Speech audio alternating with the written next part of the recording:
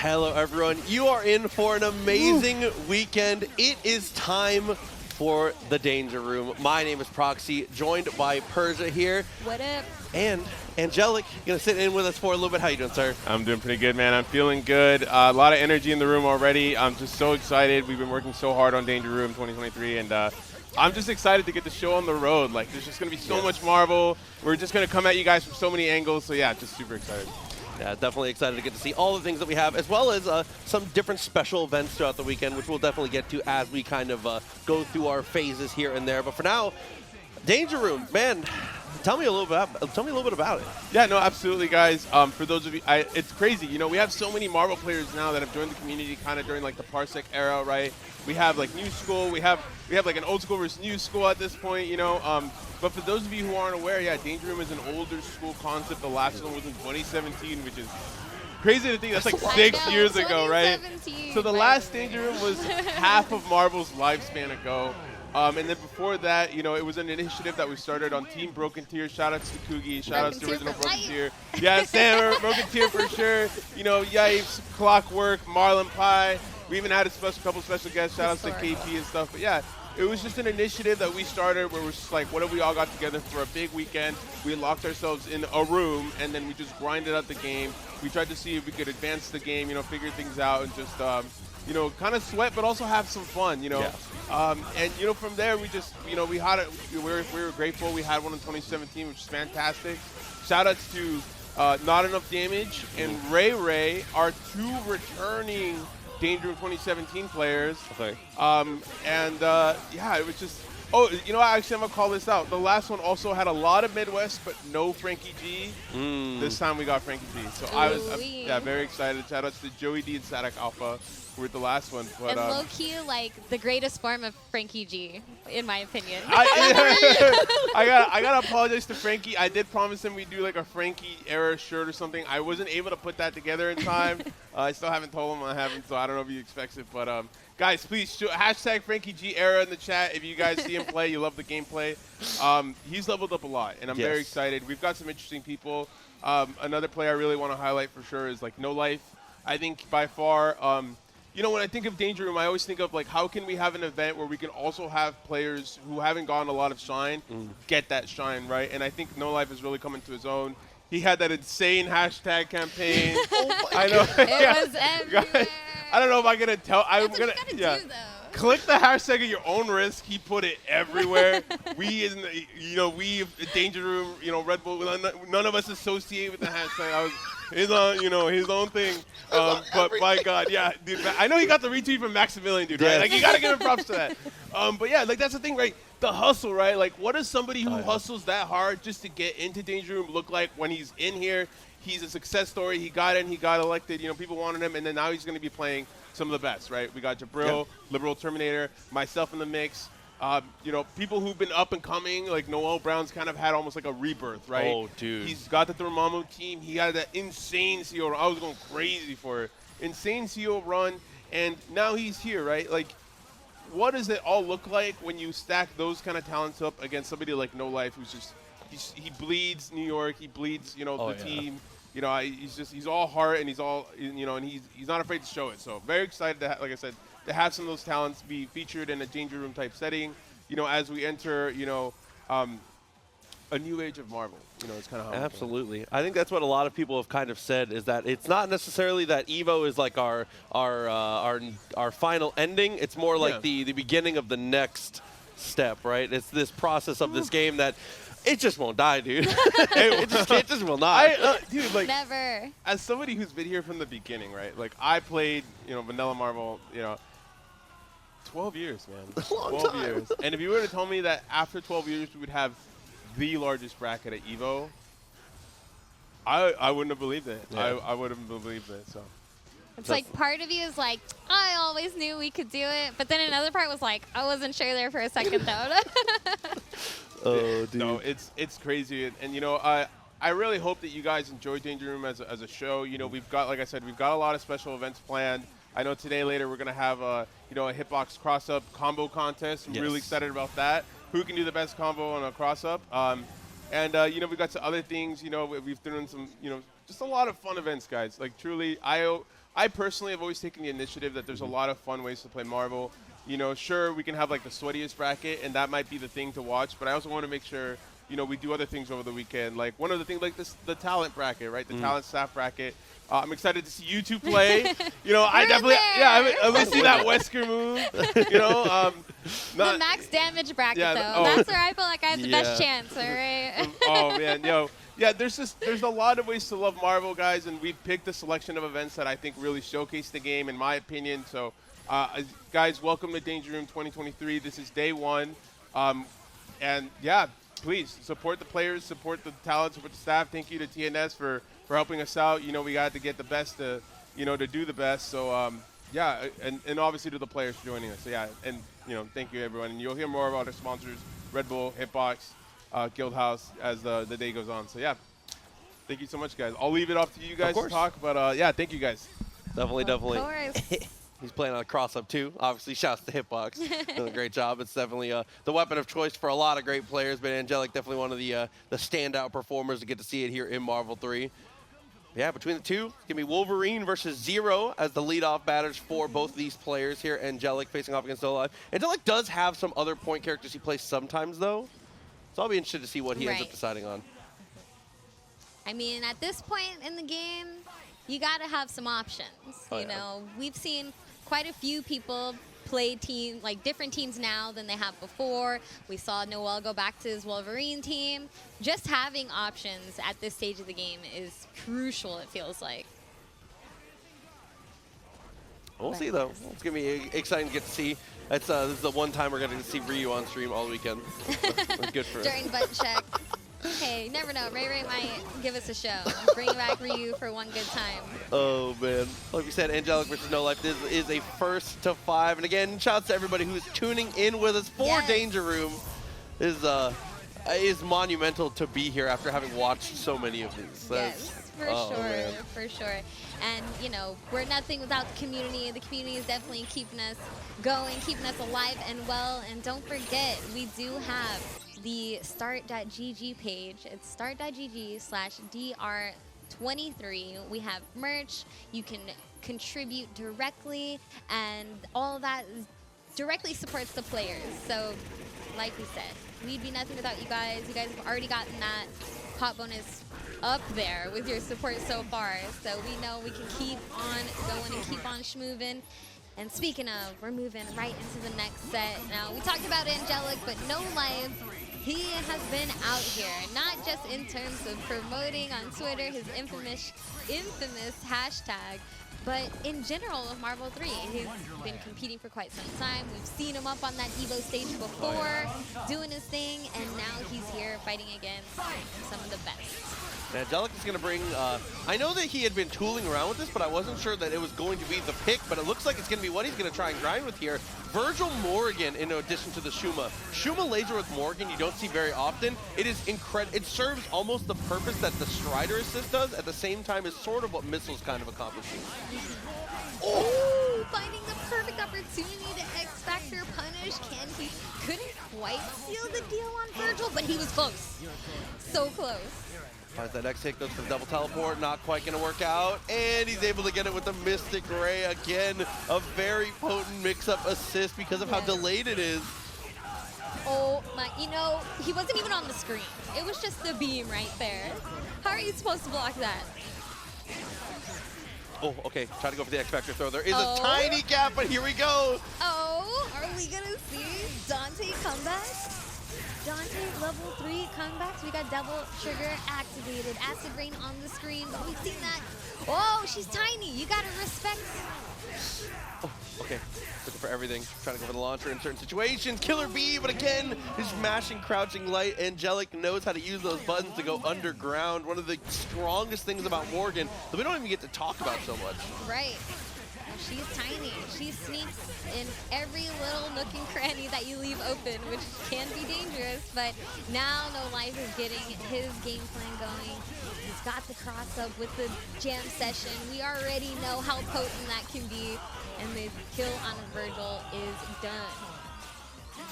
Okay, depending on how this mix-up goes, I wouldn't be surprised to see a snap or to play it out. I think both ways are really good. I think it just depends on how much you kind of respect the Morrigan from Angelic. So we'll see how NoLife plans it, but it looks like it's going to be a kill. Yeah, for sure. I think when you're using Zero May Cry, getting an incoming mix-up is one of the least of your problems. Okay, so getting active. Kind of tame on the mix-up there. Lets him get away a little bit, but he's able to set up the unblockable. Yeah, he definitely had to go for a different type of incoming since he got the kill on Morrigan with the jam session, so it kind of messed up his timing there. Uh-oh, giving Angelic an opportunity on the tiniest of pixels. Oh, and he's got the 5 bars too, able to push block out of most of that here. Now holding his charge while he can. How do you close this distance, so knowing that jam session is there? NoLife playing it perfectly. He knows he just needs to keep away, drain this X Factor time, not take too many unnecessary risks. Look at the patience out of NoLife. Wow, Angelic did get a little bit of a hit going, but couldn't quite confirm the rest of it.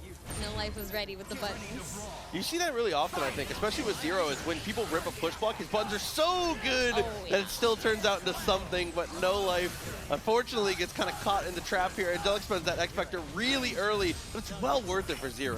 Yeah, definitely. A huge piece of the puzzle gone right there. Wow, that was such a sick confirm. He knew that the round trip was not going to hit him. It had been nullified. Goes right into the reverb shock. Shuma-Gorath is just a distant memory. Oh man, kills with swords. This is huge. And now, look at the meter. Angelic has some to work with. Here he goes, low profile, he gets both. Sending the happy birthdays right back. Not gonna be quite enough though to get a kill on either one. Actually put him negative. Oh yeah, only hit Dante with that one. He's gonna go for the DHC. And tags back, okay. So he wants him to get life back faster. I actually like that decision. Like look at that life bar is cruising. Definitely getting a lot back here, but that hit for Angelic is crucial so that he can put a stop to it. Ooh-wee. Oh! There was a button that wanted to come out after that fly, 100%. So he definitely had some kind of idea there. I was thinking hard about it, but it doesn't quite work out. The X Factor early again from Angelic, but it does not work out this time. NoLife has the opportunity to run away, and if he kills this X Factor in this Swords time, he's in really good shape. Yeah, definitely. And it looks like that might be the case here.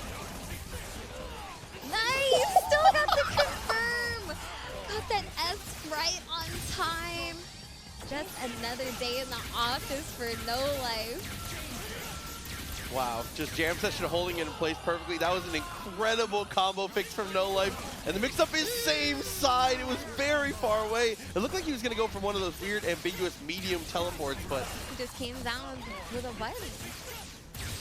Nice classic overhead. Sometimes less is more. When these players have seen every which way you could get opened up, sometimes less really is more.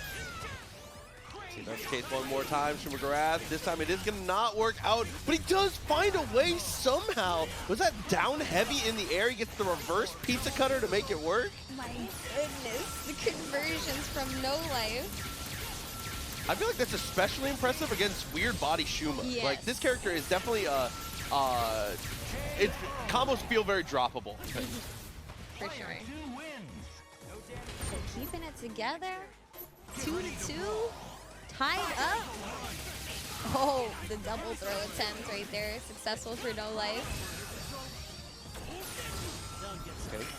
Gets raw super. Oh, and we land a hit on Zero. Doesn't want to spin too much, but dashes right into the neutral tech buttons. You just gotta remember, that's always an option.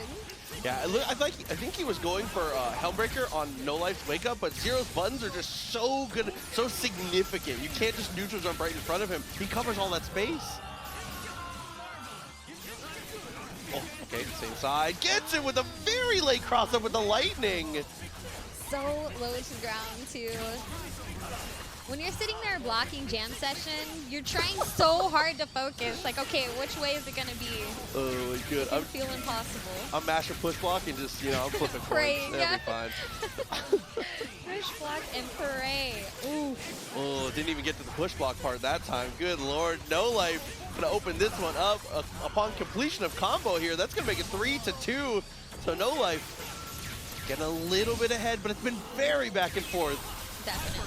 And you know, that's how Marvel goes sometimes, right? You have to know that you could lose really quick, but that doesn't mean the next game is going to go the same. You could be the one getting your opponent quickly right back. So that's kind of how the set has been going in general, too.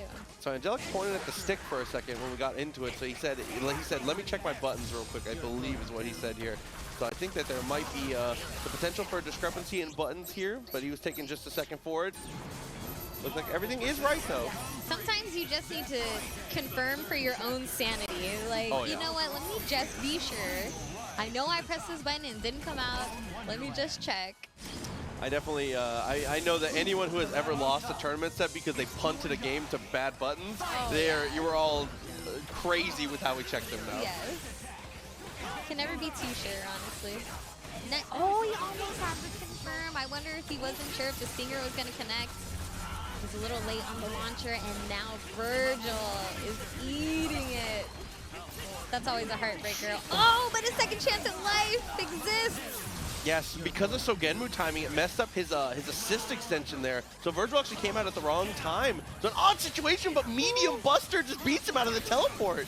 You really can't sleep on any version of Buster. Every version of Buster is good and serves its purpose when used correctly. Wake up snap, gets the trade, and he finds the throw. He kills off this for sure. For anybody that does not know, Shuma, one of the highest solo damage characters. But a huge drop is definitely not what Angelic wants, but it's okay. We kept it together. We still got the kill on 0. It's exactly what he needed right there. Ooh! Gotta love when Dante wins Helmbreaker. Oh man, we talk about Vergil Helmbreaker so much, I feel like people forget. Like, and he can special cancel it. Yes, and it's, you know, it's an overhead. So I feel like some people forget sometimes. Try to block it low. Well done, Angelic. To actually match the low profile, the first hits $1 million, but NoLife was so ready for the follow-ups. Angelic tried to find the gap to use the X Factor there, but couldn't get any advantage off of it. NoLife is ready. And NoLife making that 4-2 now, so set point for him. Able to avoid the Shuma beam and block out for the most part here. And we always talk about this against Point Vergil. Surviving the first swords is the most important thing. Opted not to X Factor that time. Interesting choice.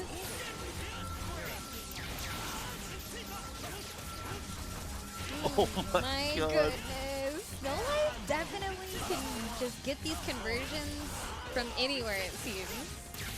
I think that's like the zero make cry kind of way of things, because I feel like with all the top ZMCs that I see, that's really like their like quirk, their trait, right? They all just can make water from wine at any point. Every hit is a one-touch kill, no matter what. Yeah, this one is looking solid for NoLife. We know these zero players in 2023, they don't drop these loops anymore. Oh no! Supreme Commentator's Curse insert here. Oh, and then the double teleport. You hear the first short one. You don't think he's going to go for the second. All that corner carry thanks to the Vergil, and that should be in here for NoLife. Yeah, he did the X Factor because he secured damage. This is when we need weird body antics to come in the clutch, but it doesn't. It does not. NoLife taking that set over Angelic, but it was back and forth there in the beginning. There was definitely some beef. No, absolutely. I like NoLife's approach to it, though. I think that overall he wasn't playing too aggressive at the 99 seconds. Lets Angelic spend the swords early on. And if I've said it once, I've said it a million times. If you can survive the first set of swords against Point Vergil, usually you've set yourself up for some really good success, because he is a character that really, really drastically suffers when he doesn't have meter. Yes, for sure, for sure. And I think going with that Vergil pick is good for Angelic because he kind of plays Vergil a little bit differently than we see other Vergil players. A little bit slower, you know, picks and chooses his battles. But I think if we see him get a little bit more feisty, kind of, you know, inject more of that Wolverine mentality into his Vergil, that might help him out here because, you know, these players fighting against a respectful Vergil, you might not get too much off of that here. No, I definitely agree. I mean, like, when you say that, I think to like the trio of SoCal point Vergils, right? All three of them are just Helmbreaker and a dream. It's my turn always. I don't really care. Yes. Like I 100% agree with what you're headed with there. Yes, for sure. I mean, we know Vergil Anchor, he's a problem, but Vergil with some help, with some assists, it really does get terrifying against this character. It definitely does. And adding Morrigan to the mix also is a little strange in that you have that meter build, which is very nice because Vergil obviously desperate for meter. But playing it with one assist, and that assist being a slower assist in Shuma, feels a little limiting, but not to the point where it's like unplayable. More just that that might be part of why he plays it so particularly. Right, for sure. That is a good call because it's almost Disruptor-esque, but not really. He can still do like a lot of teleport mix-ups and stuff like that, but it is slower. So you kind of do have to adjust a little bit in that regard. But we were seeing some of those mix-ups with the Mystic Ray. Like, it's no joke. It definitely is tricky to deal with. And Mystic Ray is also extremely durable, like more durable than people I think realize as well. So I'm excited to see more out of Angelic. Obviously, we are going to see everyone fight against each other, so there's going to be no shortage of matches happening there. So let's see how that changes. And this isn't even the final bracket. You know, this is all intel, to be honest, in my opinion. No, absolutely agreed. For anybody just joining us here, again, welcome to Danger Room. Thank you for joining us. First to fives all the way through for the next 2 days. Those are going to seed our final bracket. So that's what we're handling right now. So while these are not the be-all, end-all, you are going to end in winners for the winners bracket anyways. If only for your pride, you gotta get some wins here. You gotta play it out. What if the ultimate strat is to lose all the first to fives? And then on the final bracket, you're just like, haha, now I'm going to show you my true form, and you win the tournament. You had your time skip transformation. You just didn't let anybody know. That'd be cheap. Yes. I like it. Oh, man. But it looks like Jibrill is up here warming up, getting ready as we get ourselves set for our next match. Looks like we're just waiting for a player to come in. But again, huge shout-outs to everybody here that is making Danger Room possible, especially the sponsors in Hitbox and Red Bull, two of the biggest supporters of Marvel throughout the entire lifespan of the game. Exactly. They've been showing up for us, has been supporting us, and, you know, events like this coming together thanks to them without even like a blink of an eye. They're like, yes, we want to support this because it's what our community deserves. We've been fighting the good fight for so long. Look at these crispy camera shots. Absolutely. As you can see, the other tables as well, we've got plenty of setups for everybody to be grinding. So we've got everybody still playing it out. They got the in and out in the background too, a little lunch provided, which is nice. Yes, we got to keep the players, the staff, we got to keep them fed. We already know they're always hungry, so we got to keep them fed. It looks like it is going to be Jibrill and Frankie G. So we've been talking about Frankie G a lot lately. It's been the Frankie era, man. Yes, the Frankie G era is here, alive and well, doing the first hit. But the drops. Oh my goodness, the resets on. Yeah, you know, we'll call that a little Marvel 2 action with the resets. Not quite going to work out, though. Jibrill is going to live, and leaving this guy 0 alive is such a problem. Jibrill. Oh, second chance at life. Short-lived. The instant overheads, the fuzzies can be hard to deal with in 0. We already know this. But hey, Frankie already getting the drops out early, you know? No, absolutely. Spin the drops now so that later in the first to 5 you get nothing but perfect combos. X-Factor from both players here is going to go Sogenmu and catches the low. I think Frankie thought he had more room, or potentially Frankie goes for snap in situations like that a lot. Ooh, another drop. Interesting. Hard tag. Doom is going to eat a lot of damage, maybe even meet his demise at this point, honestly. Yeah, it's going to set up Vergil to come in. Has plenty of bar. but Vergil is not very, kind of a sitting duck on incoming, another one of the weaknesses of the character. Okay, relying purely on defense, blocked just about everything until the last hit, which is the Zero Classic. Oh yeah. Zero incoming classic. Ooh, I blocked left, right, up, and then up again, and then oops, didn't block my feet. Like, that's just how it goes sometimes. My fault. I didn't mean to mess up on your 17th turn. That's my fault. Oh, just makes up with the standing heavy. Knows that Frankie's going to try and be aggressive on after the tech forward. So Jibrill, good sense of the game and the pace there. Exactly. Like, that is one thing about Jibrill. He almost knows what you want to do before you do it most times. He has a setup for everything. Obviously, amazing execution, and then just all of that mixed together. And this is what you get. Absolutely. I mean, definitely a lot of people's pick to win, not only this weekend, but he's a favorite in just about everything he goes to. As you can see, running through these loops once again is going to leave that Vergil alive, though. So Frankie G, we've got an opportunity here. Definitely does, but getting into the match is the hardest part. Spins the X. Okay, he's alive for now. Oh, back again. Lindsay There's gets a throw. Should be able to get the conversion here. Does have the double trigger and the X Factor. All right, Zero is down. Dante coming in next. Ooh, he swung right after the break. The range of Vergil's normal, leaving that opportunity open. Frankie G Classic, the level 3 X Factor Vergil comebacks. He's done it a million times. Can he do it 1,000,001? Just needs to finish this combo.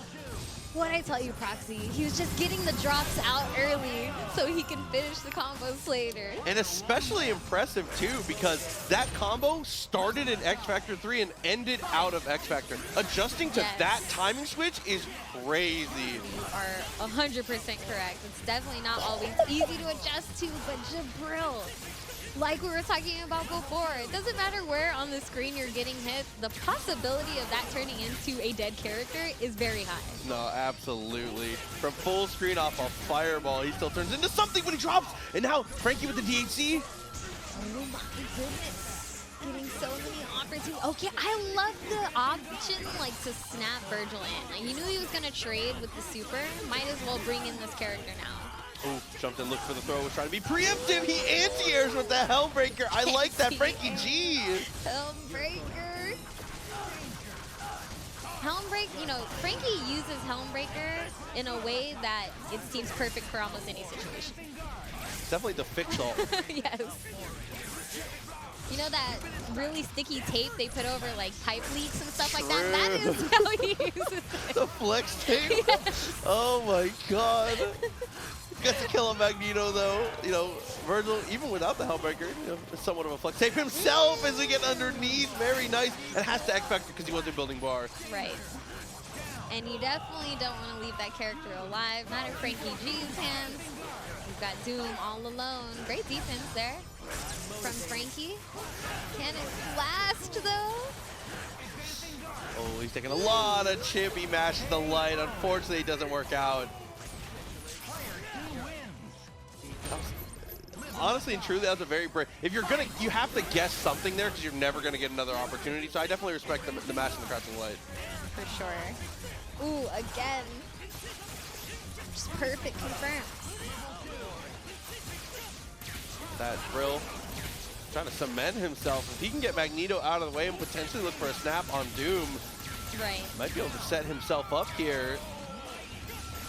He already knows, like, Vergil is the main problem here. Okay. Just locked down, just completely locked down. Dude, the lights on the way down afterwards there. That's some of the sickest stuff that you have to see from these top level Zero players, being able to switch the Buster and access those light normals from Zero. Because Zero, you don't see them often, but Zero has some of the best lights in the game. Yes. But most of the time, they're just charging that Buster, we don't get to see it. But when we do, we're like, oh no. He really does have everything. Ooh, okay, Frankie finding an opportunity here. Perfect X Factor throw. And a dead Zero in a matter of just a handful of hits. So it's definitely not over. Ooh, it's definitely over. Opportunity kind of goes awry. Dashes underneath. Nice block. Oh, wow. It looked like he whipped a button and then still had the time to get the throw anyways.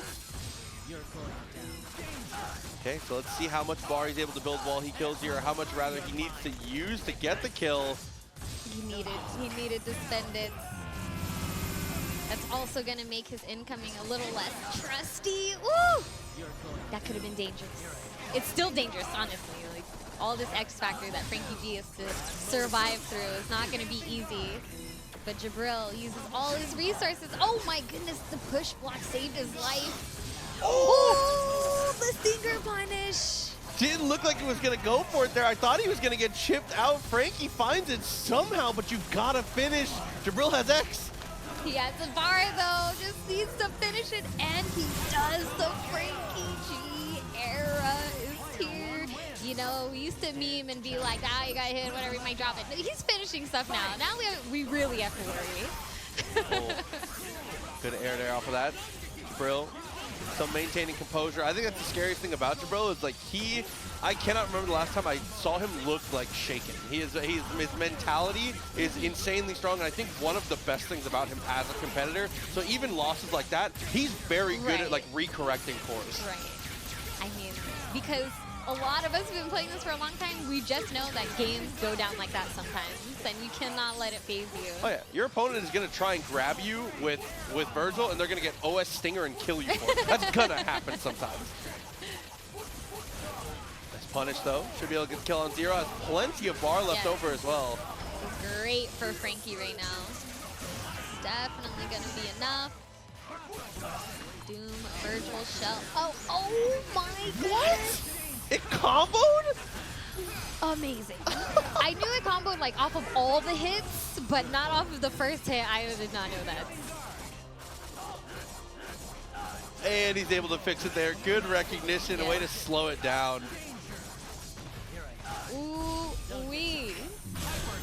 Explosive match. Explosive match. Anytime you kill Zero, you're like, oh, okay, I might have a good chance here. And then Jibrill's like, no, you don't. No, that's fine. He's just one of the members of the team that can take you down. Of Only course. one.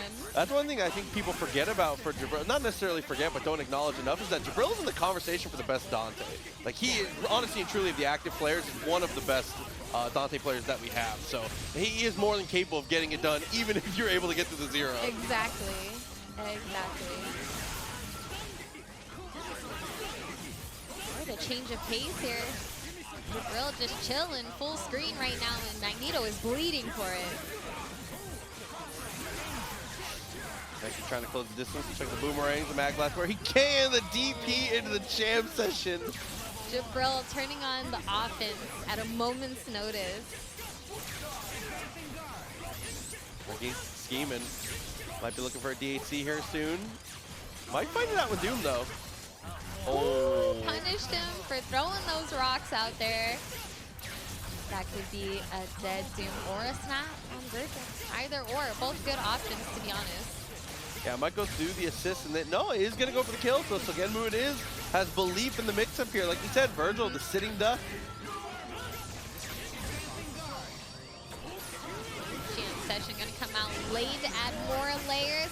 You saw how he delayed the teleport that time because he's like, I know you X Factor punished me last time. I'm going to delay the teleport this time, mess up your timing, and get the next point on the board. The adjustment. Absolutely, and that's even kind of respecting Frankie to know where to X Factor in situations like that. If you X Factor at the right timings, you can jump out of those unblockables sometimes, depending on how they're structured. That's just, on all parts, amazing. The best of the best. Ooh, what a catch from Jibrill. He's everywhere and nowhere at the same time. What is that? And he just finds them. And it's not even like he gets like, that was a launcher. Yes. He just runs up and presses X. Oh my God, Jibrill trying to make a 5-2 right now. 2 mix-ups to go. Dr. Doom is gonna get away. Or is he? Yeah, you know, not for long, unfortunately. Not for long.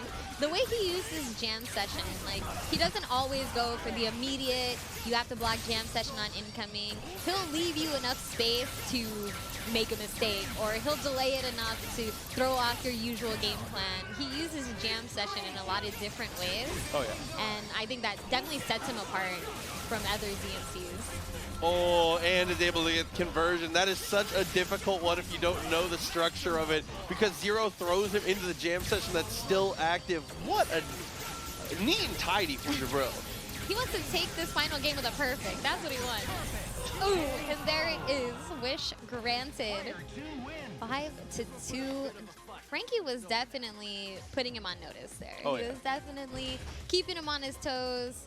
This is only the first few sets of the whole entire weekend, so I know we're going to see even more. We're going to see everyone pulling out all the stops, but we've got some good sets so far. We've got some really good sets so far. Definitely has been, and that is, like we said, some of the best that we've seen Frankie play. He continues to impress in that regard, but Jibrill, 5-2. I mean, there's a reason this guy, he's a lot of people's pick for Evo, for Danger Room, for every event that he goes to. He just has found a way to always be the favorite. Yep. I feel like even tournaments where he's lost, it only made people expect him to win even more at the next one. They're like, oh, he's going to come back even stronger after that. Like, you know you're good when you lose a tournament and people are still like, oh, this can only mean good things, yeah, right? I was going to say. I mean, that happened more than once in this Marvel season coming up to the lead up to here in Danger Room and to Evo. So a lot of stories to be written as far as Jibrill and the way that he bounces back from losses. Exactly, because I feel like he knows so much about the game. He has so much experience with the game, and probably for him, losing is more of a motivator than anything else, right? I know some people, I mean, you know, not in Marvel, well, there are probably people in Marvel, but just players in general who are really good at a game, they win like all the time, and they're like, what's next? What do I achieve next? Yeah. Like, when am I going to find that challenge? So that's the fun thing about Marvel, is I feel like no matter how good you are, there is always going to be that challenge somewhere. No, I definitely agree.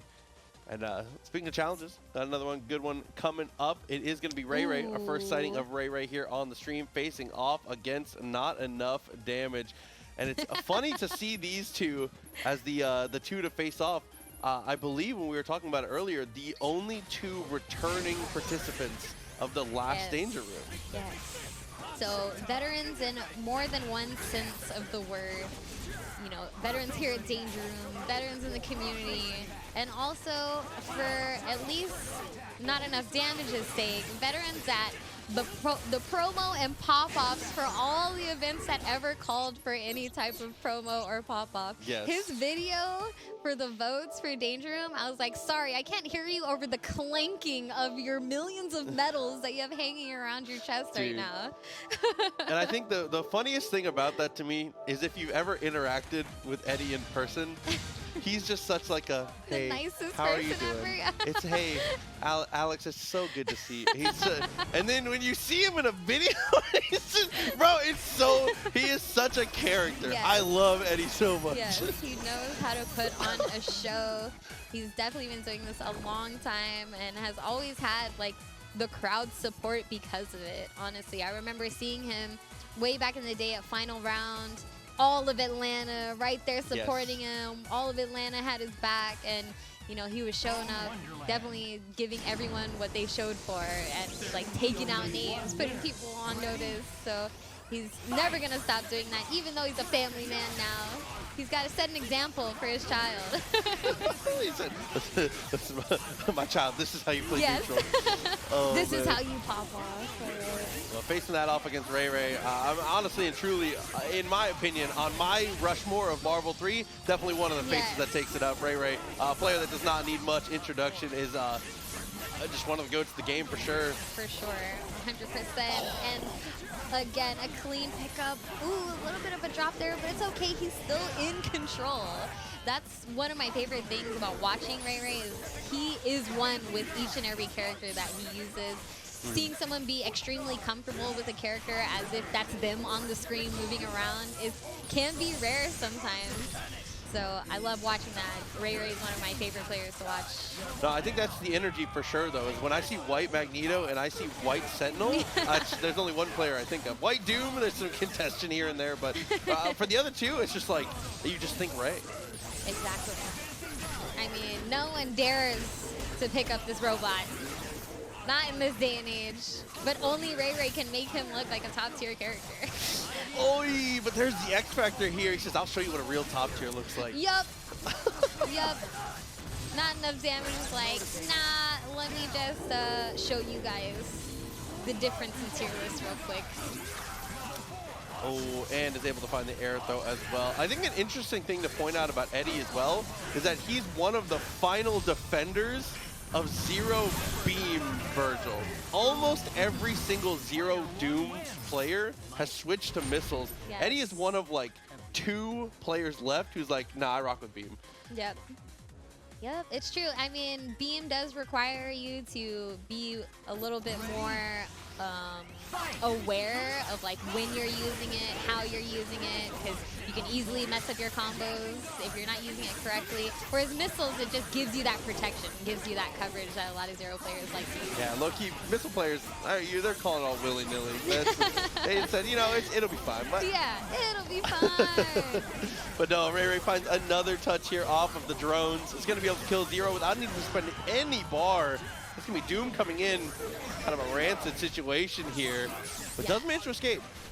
Yeah, we talk a lot about RayRay Sentinel. Yes, hands down, the best Sentinel. He knows how to use this character in an efficient manner, but drones is where it's really at.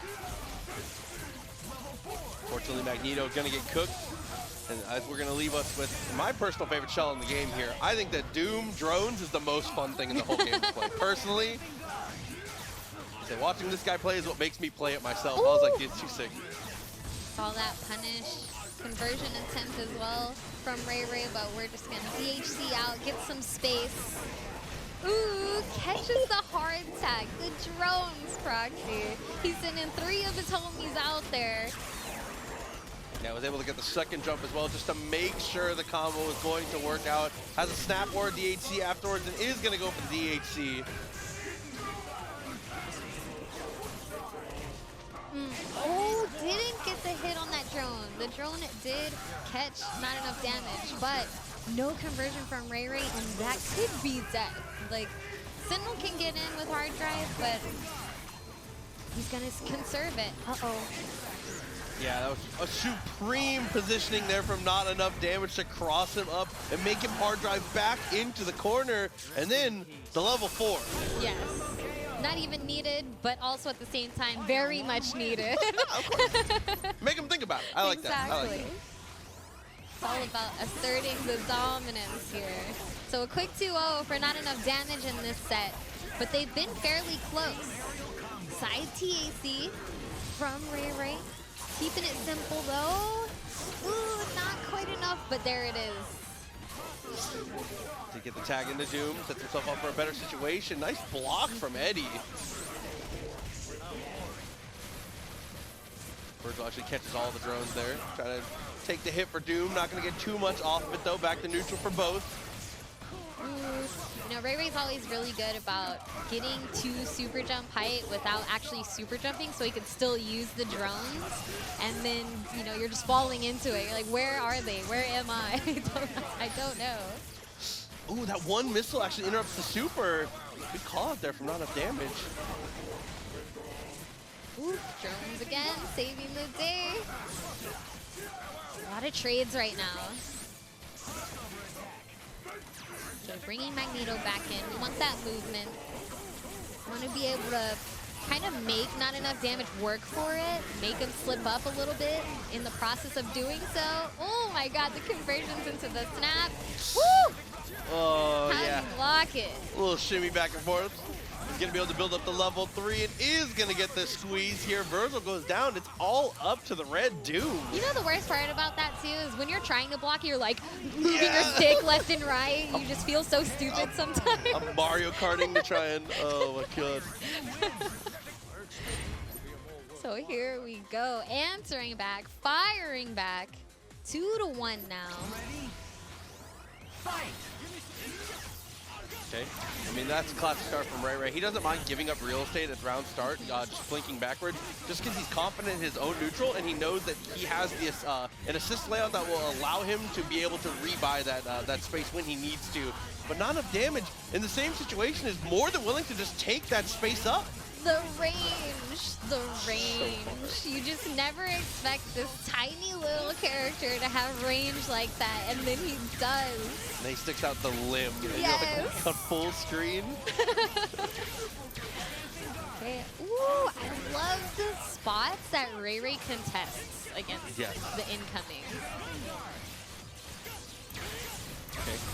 Oh, trying to go. Oh, so he does this thing very often where he calls super at the same time as drones to guarantee you have to block the drones. But also in situations like that, it's a little risky for happy birthdays.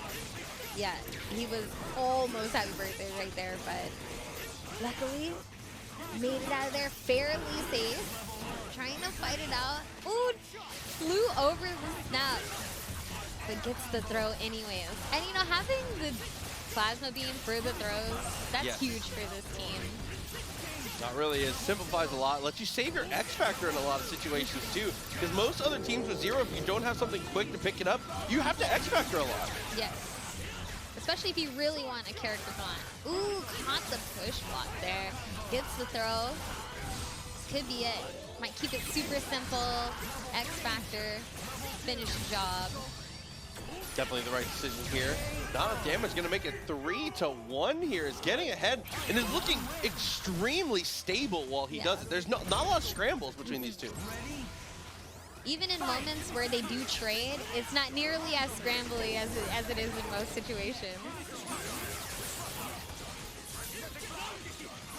Okay.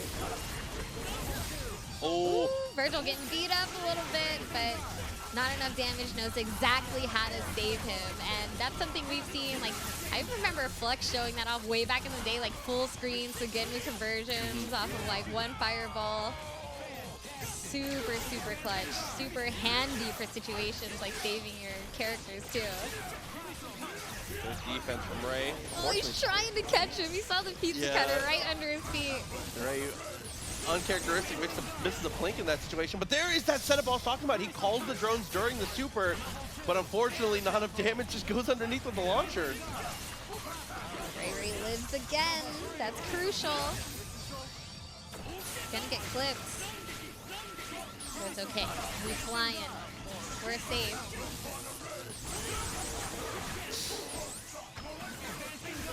Okay. Fire it off. I like that. He jumps back to the ground. Ray with a great foot dive, but Eddie specifically hit the ground again to reset his actions to have another dash. Ray's so ready for it. Yes. I mean, he has a lot of zero experience if you think about it. A lot of scary zero players out in New York. And in general right now, there's a lot of scary zero players. Oh my goodness, but the massive amounts of damage coming out of RayRay. Of course, gonna spin that X Factor. When you get two characters on a silver platter, you gotta finish your play, right? So 3-2, RayRay bringing it back slowly but surely. And I think, in my opinion, has been winning these 99-second mix-ups for sure. Buying that space is only good news for RayRay. Oh, okay. Got everything, and yep, because of the timing of when he does that, he does have time to tag, so resets the scaling, gets 2 loops here, and now extensions if he wants, which he does have the double plasma beam to go through it. Many things NinjaNon keeping us hydrated here on this stream. Truly the GOAT. Y'all get a little Nom action a little bit later. That's gonna be exciting to see. Oh my goodness. Gonna get to the other side with these little mid-screen. Oh no. Wow, that was actually tricky. The hard tag. The mag blast. So simple, but so effective. Hey, and the guard break as well. And another really nice specific from Ray there. Finds the throw, goes back throw. You have to throw them away from the drones because drones are a nightmare when you have a character with a long throw animation like that. And I like how he uses the drones as bait almost. Like, you're going to block this. No, they're never even going to touch you because I'm going to run up and throw you before they get the chance. Ooh! Oh no, the launch did not connect. scrapings for Ray. And he got caught during his dash, so now he has to block him. It's nice though. Oh, some hands on the stick, way to be ready situations there. How do you approach this now? A solo, you don't, I guess. Yeah, you just don't. Sentinel got 3 stop signs coming out of the screen. Right. Very nice. Tying it up. 3-3. Definitely our closest set so far. Oh, okay. Nice from Eddie. He up backs, had time to respond, so knew he was going to have to block, but got an opportunity, a rare opportunity to choose how he was going to block it.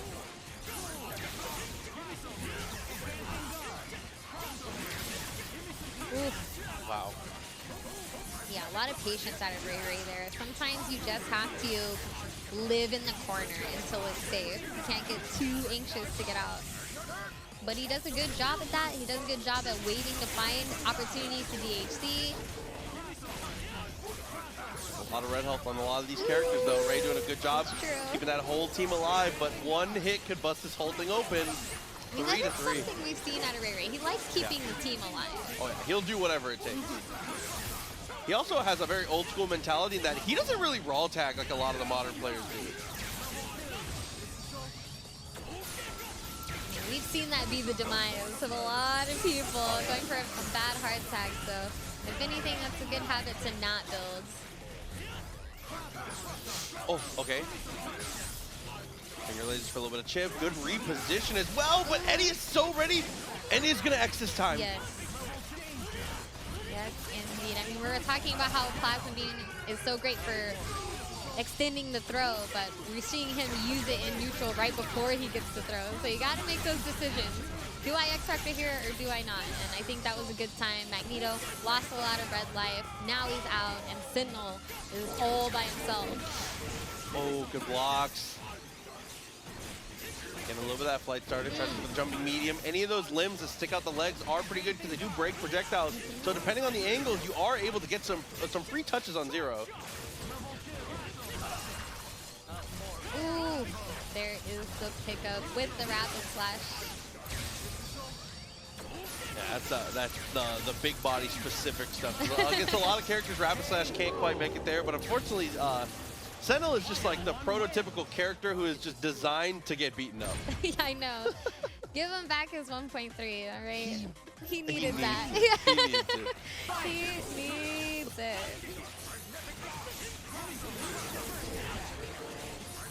Okay. Yeah, 4-3. Oh my goodness. Got underneath with the launch, but luckily for Ray, that didn't lead to 2 dead characters, which is all you can ask for in this situation. That was a really good block. Good show of patience there from NotEnoughDamage. RayRay's structure of pressure has been really slow and steady. Even when he finds his hits, he stays quick on his mix-up, but is completely willing to just come up for air, which a lot of other players aren't willing to. He tried to get the pickup with the X Factor, but it did not work out. This is a huge lifeline for RayRay. Getting not enough damages X Factor early in level 1, keeping his whole team alive. He just needs to keep it together. Oh my goodness. So many drops out of not enough damage. And then a happy birthday to add insult to injury. This might be a tied up game. We're going to see our first final game of the whole weekend. It looks like it. Clean mix up there for RayRay.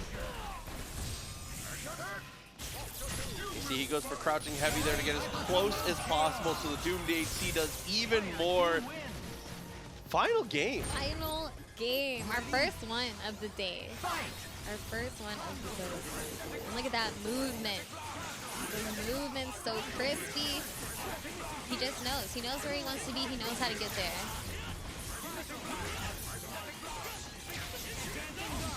We're definitely seeing a lot of respect out of both players as well. There's even been a few times where like RayRay would get the hit on a mix-up, but then he didn't quite commit to it because he was probably expecting it to be blocked in situations like that. So a lot of respect coming out of both sides. Goes to the shockwave, close the distance. He actually throws the mag blast, so doesn't get the confirm. A rare missed opportunity there from RayRay, and I was gonna say starting to lose the war of attrition, just straight up loses neutral. Not enough damage, finds the clean hit. Losing Magneto off of, oh my goodness, Commentator's Curse, it's so real. I think we need to start studying Commentator's Curse for like real magic, proof that real magic exists. What we call James Randi. Oh, okay. My goodness, leaving Magneto alive could come back to haunt. Not enough damage. He did use the plasma beam just now, so that means he's gonna go for that X Factor confirm. He's like, I need the momentum. Want to try to catch Magneto on a tricky incoming here. What has he got? What are the options? Nice delay push block from RayRay right there. Gets out of that situation clean. Okay, Shockwave does slow things down a bit, and like you said, kills the X Factor time. So that's really good, but leaves him with no meter here. Now, not damage, going to activate his own Sogenmu, so with no bar to really fight it for Ray, you just have to play evasive. Good air movement, though.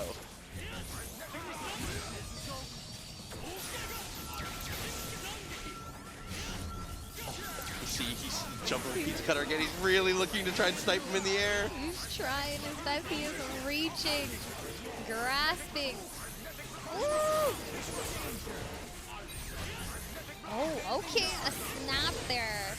Uses that last bar, and RayRay is able to get the kill on the 0. That is huge. He may be down on life, but honestly, he's still in an amazing position. But another unfortunate thing that we haven't had to worry about all day so far. I was gonna say the clock, 15 seconds left, but Ray finds a clean hit again.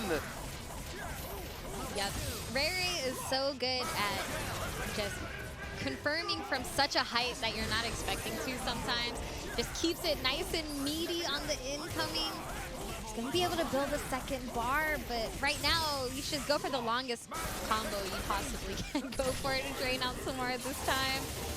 And it kills. Woo! Last game really going down to the wire. Last few seconds on top of that. We're really starting to heat up here at Danger Room. Absolutely, and that is just honestly prime performance from both of them there. Ray shoring it up as the set goes on, and not enough damage coming out and proving. He said, listen, the old man still got it. I didn't lose the family man power-up. Yes, is truly there. It's real. It is real, for sure. You know, you got something to fight for. A little more something to fight for than just yourself. You got your family, too. I mean, he's definitely playing super well. And oh, yeah. Would you say we are seeing, like, peak not enough damage right now? I need another set before I'm willing to commit, but I would say that he's playing really good. He's playing really, truly good. From his confirms to kind of just his situational awareness, at every single turn he really has had the right answers. So we might be headed back to too much damage, you know? We're definitely, Ooh, you know, yes, maybe. the classic. The classic. Yeah, I think it also can show like your true performance depending on who you're fighting against as well. Like sometimes you'll play against a certain player and you'll feel like, I don't even know what I'm supposed to be doing, or I don't even know what's going on, or like I'm not giving my best because I'm frazzled fighting this person. And then you'll fight somebody else who is kind of more at your same pace, or kind of fights the same way you do, a little more cautious or a little bit more methodical, and then you get to bring your best out in situations like that. So that's where I think we're really gonna start to see different play styles, because we got a mix of all those types of players in this bracket. No, definitely agreed. But before we go on to any more sets, we are going to throw it over to a quick break, so we'll be right back in just a moment with a little bit more of Danger Room 2023. What is up, everyone? We are back. It's Danger Room 2023. Danger Room in 2023. I feel like we just need to pause there and give a moment of respect for this time, this event. But yes, I'm here, I'm Persia. I'm joined by the one and only Proxy, and we are enjoying the Marvel action so far. We hope that you have been too. But if you're just now joining us, well, there's way more Marvel action ahead of us for the entire weekend. So we want to give all of our love to Red Bull, to Guild House, to Hitbox for helping us make this happen. And of course, you see all these crispy camera shots, this high-level production. You already know that's TNS, baby. Absolutely. And if you guys are interested as well, the shop is still open for the event. So if you go to start.gg/DR23, the event shop is still open. You can still get merch as well as just do direct contributions straight to the prize pot. So 100% of the funds from that are going to go to the players. So make sure you check that out if you want to grab some of the gear. I believe that Nam is walking around in one of the shirts. They're pretty nice. I like know. it. I want a Danger Room t-shirt. I need to make sure I get my order in before the shop. end of the day. Yes. Oh, man. But yeah, we've had so many really dope sets so far. We had a super close one right before the break between RayRay and NotEnoughDamage. And the good games are just going to keep on rolling. Angelic back up to the stream, going against Noel, who we've seen both of them on the stream so far. So now we know they're a little bit more warmed up. They're a little bit more adjusted to our formats today, because our format for the first 2 days is going to lead directly into our top 8 bracket on Sunday. So every match counts. Absolutely. It's going to be Angelic. They're going to be playing it out once again with this Morrigan squad. So believing in the Morrigan a little bit here when it comes to facing off against the Phoenix. Obviously, the soul drains are a factor, but that is a great teleport mix up there. Risky, though, calling Phoenix in a situation like that. And I did hear some sort of attempt at a snap down there while all that madness was happening. So even better news for Noel. Making your opponent lose out on those meters and resources can only be good things for you as a Phoenix player. Okay, got the tag. Just gonna get a little bit of charges here. That's one of the nice things about Noel. He doesn't really stress about hitting people. He knows that getting spelled a lot of times in a lot of matchups is good enough. So he plays like it. Exactly. I love watching Noel's Dormammu for that reason specifically. Like, he is setting something up every moment. There is not a spell called unintentionally. It is all calculated. Absolutely. Got his kill, though. That's another thing, too, that we've seen with the modern Phoenixes. They are not afraid at all to spend bar. And for good reason. I think it usually is the right call. If you can get rid of a character, especially something as powerful as Morrigan. Confirmed it. He knew he just needed to finish the job. He knew the meteors were going to catch Shuma. And just like that, that first round was fast. Nice hat, by the way. I like he's got a good hat on. He's always had a good fashion sense. That's true. Marvel players have been leveling up in that regard. I definitely like it. But that's an early X Factor from Angelic. Finds the touch, able to get things going here. Yeah, an early X Factor on Dormammu is just proof that everyone respects Noel's Dormammu, like, more than anything else. As you should. He is very, very adept with all of his characters, but Dormammu, I think, is certainly the strongest. As we get the side swap there, Angelic, I mean, that is a certified AZ classic if I've ever seen one. Ooh, confirming off that Mystic Ray. Yeah, you have to respect the Mystic Ray. It covers the entire screen. Yeah. It's just like you said, too, less is more. He didn't tell it, there was no misdirection. He just called it and jumped. Yep. Oh, no, but this could be a heartbreaker here. Noel finds the touch. He has X Factor, and man, it's not just the tag, bro. He's looking a little hungry. Time to roll the dice. Time to roll the dice. I mean, he is a Vegas native now. I think he's a little good at rolling that dice now. Call. Shuma on the incoming. Nice block. Okay, Angelic survives. No X Factor for either side. Noel with a ton of resources, though. He gets to confirm because he had the missiles out there. Knowing that he threw enough of missiles to make it work, the level 3 to cook him. You know, can you do squid in an air fryer? I mean, we just witnessed it right there. If there's a will, there's a way. Serving up the calamari real quick before the next match. Oh, dude. 2 in a row. Noel looking stronger in this one so far. Angelic finds a touch, not going to X this time, is going to hold on to it. I think it's usually the right call if you can find the hit, kill Dormammu without X Factor, and then snap, I think is the best route against Noel. I kind of like that option from Angelic. He knew he was going to end up in a scramble situation and immediately went into swords. He was like, hold up, I need to make sure I keep myself safe. Wow, and that is a rare occurrence of missiles hitting you standing. That is just, that's hard to recreate. Wow. ready to swing off of those trades. That's a talent in and of itself, to be honest. I like that. Try to go for the punish. Does get pushed away, though. Actually gets canceled out of it without having to spend his own X Factor. Everything comes up Noel on that scramble. Yes, 100%. No more X Factor for Angelic, but he's got the whole squad. Oh, I love that. That's a super fake out. Oh, You're yeah. like, oh, I got opened up. He's like, nah, I'm sneaking the throw anyways. Absolutely. So now, Angelic leaves himself with the Succubus and the Squid. Morrigan and Shuma going to be the ones that have to do it. Stalking Flare going to complicate this, though. That's gonna risk. Oh, actually push blocked enough to avoid the flame carpet completely, but can't avoid all of these spells. Yep, that does catch her still. There's the X Factor. Shuma getting tossed around right now in the pillar. Wow. And just like that, Shuma has to come in to power the sun. Suffering. Dude, you're gone. Suffering. Talking about air fried squid. Now this flame broiled squid in the very next round. Hey, listen, Chef Noel showing off he's got range in the He's kitchen. And the cooking. Phoenix is gonna die. Oh my goodness. I mean, if it's going to be any Phoenix player that loses their Phoenix immediately and it still doesn't matter, it's going to be Noel. Absolutely, he's already got charges here, but the cross up, and he manages to confirm both, Oh. but somehow Doom drops out. Wow, he's being a pal, being a good friend to Dormammu. And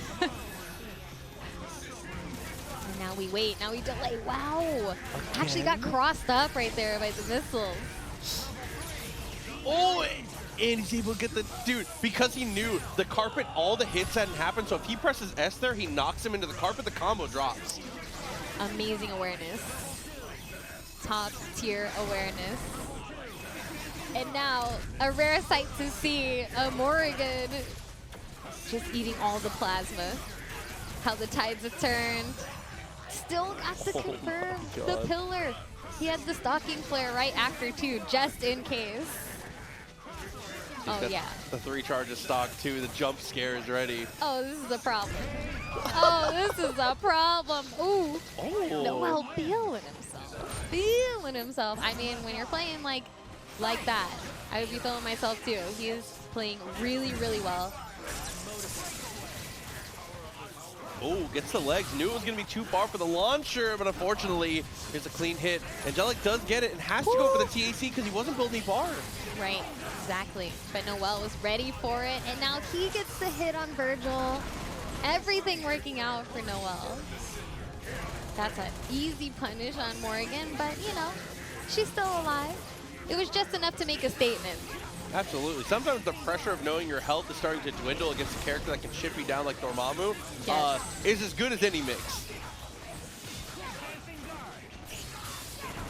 Ooh, yeah, that's a trade we are 100% willing to take every single time. And honestly, one thing that makes Noel's Dormammu so dangerous is he knows where he can take his trades and he's going to be advantageous. And sometimes people are deterred like, oh, it takes too much to start up the spells, and it takes, no, this is the benefit you get from doing that. No, absolutely agreed. Now this Angelic trying to close the distance here. Scooting his way across the snow, but unfortunately he's going to get cooked again with the Chaotic Flame. That's going to be Noel. 5 games straight, looking incredibly strong here. Maybe getting his sea legs a little bit more. Oh man, he's feeling it, he's feeling himself, and nothing is more dangerous than a confident Noel Brown. The more agree. confident he is feeling, the better he plays, and we're only going to see more and more of that. When he's getting up, talking to himself, that's how you know. He's in the zone. He's feeling it. Absolutely. In game 4, he input the super and he just, Yeah. oh my God, the hand up. It's like the fadeaway, exactly. but like the Right, sick sleep. version. Just let the hand up. Oh my God. I respect it though. Like Yes. you said, that's like the ultimate confidence that we see from him. But we can see 2 of the most handsome gentlemen in the business. 3 of the most handsome Oh gentlemen in the snap, business got them here. all in the same spot. Let's take a look at the venue here. Obviously, the Red Bull Room here at Guild House is an incredible space, honestly and truly. Just seeing the main room is impressive, but even seeing how the side rooms are able to come together, This place is ridiculous. Yes, I love it here. It is definitely a vibe. Just the atmosphere, the decor, it's chill, it's nice. And of course, we got Red Bull. Everything's better with some Red Bull. Absolutely. I'm trying to figure get some Red Bull for myself out here. I know. I'm like, let me in. Oh, man. But again, huge shouts to everybody who's joining us today for Danger Room 2023. This has been a very, very good time so far. And even with the rest of the action we have today, there's still 2 more full days to go after this. Yes, yes. And even more after hours, good times to come. Like, not just bracket stuff. Even though we're excited for it, we've been seeing great matches. We're going to continue to see great matches. I am excited for the after hours brackets, the staff brackets, the max damage bracket. Tonight we got the cross-up combo contest. That's going to be hype too. Absolutely. So, you know, shout outs to Hayden, please, because all of those combos I see them posting on all the time, I'm always blown away. Absolutely. And I love the fact that we've all been playing this game for so many years, and we still see stuff we've never seen before. Why is this game so amazing? Why is it so in-depth? I agree. And honestly and truly, the event that I'm most excited to get to watch and just be in the crowd to just experience is NorCal versus Danger Room. So Red Bull is bringing us the 8 players here of Danger Room versus 8 of NorCal's finest. And we'll write some storylines about that later. But all I'm going to say is that there's some NorCal players that have been playing pretty good this weekend. So there's going to be a lot of cool stuff to get to see when that comes out. Yeah, that is going to be spicy. It's going to be delicious. I can't wait to see it either. And you know, we just got so much more ridiculous Marvel action on the way. It's hard to believe that we don't get to see something like this every single day or every single weekend. You know, Danger Room is an experience all on its own. I feel like people are used to having these grind sessions when it's like you and your homies, you guys plan out, everybody comes over, but this is like the next level of that, right? It's just, it is unbelievable to get to see talent from all over the U.S. all in one room with one goal. Marvel. Marvel lives. We're living out here. We are alive. And we are on to our next set. NoLife versus Jibrill. Some 0 mirrors. Tried and true. But Jibrill's the one to take first blood. I like that they picked alternate colors for Dante and Vergil. So it's red and blue versus red and blue. That's just, I don't know, nice touch. Nice touch between the two. Unintentional, but I like it. Jibrill can cook the Maverick first.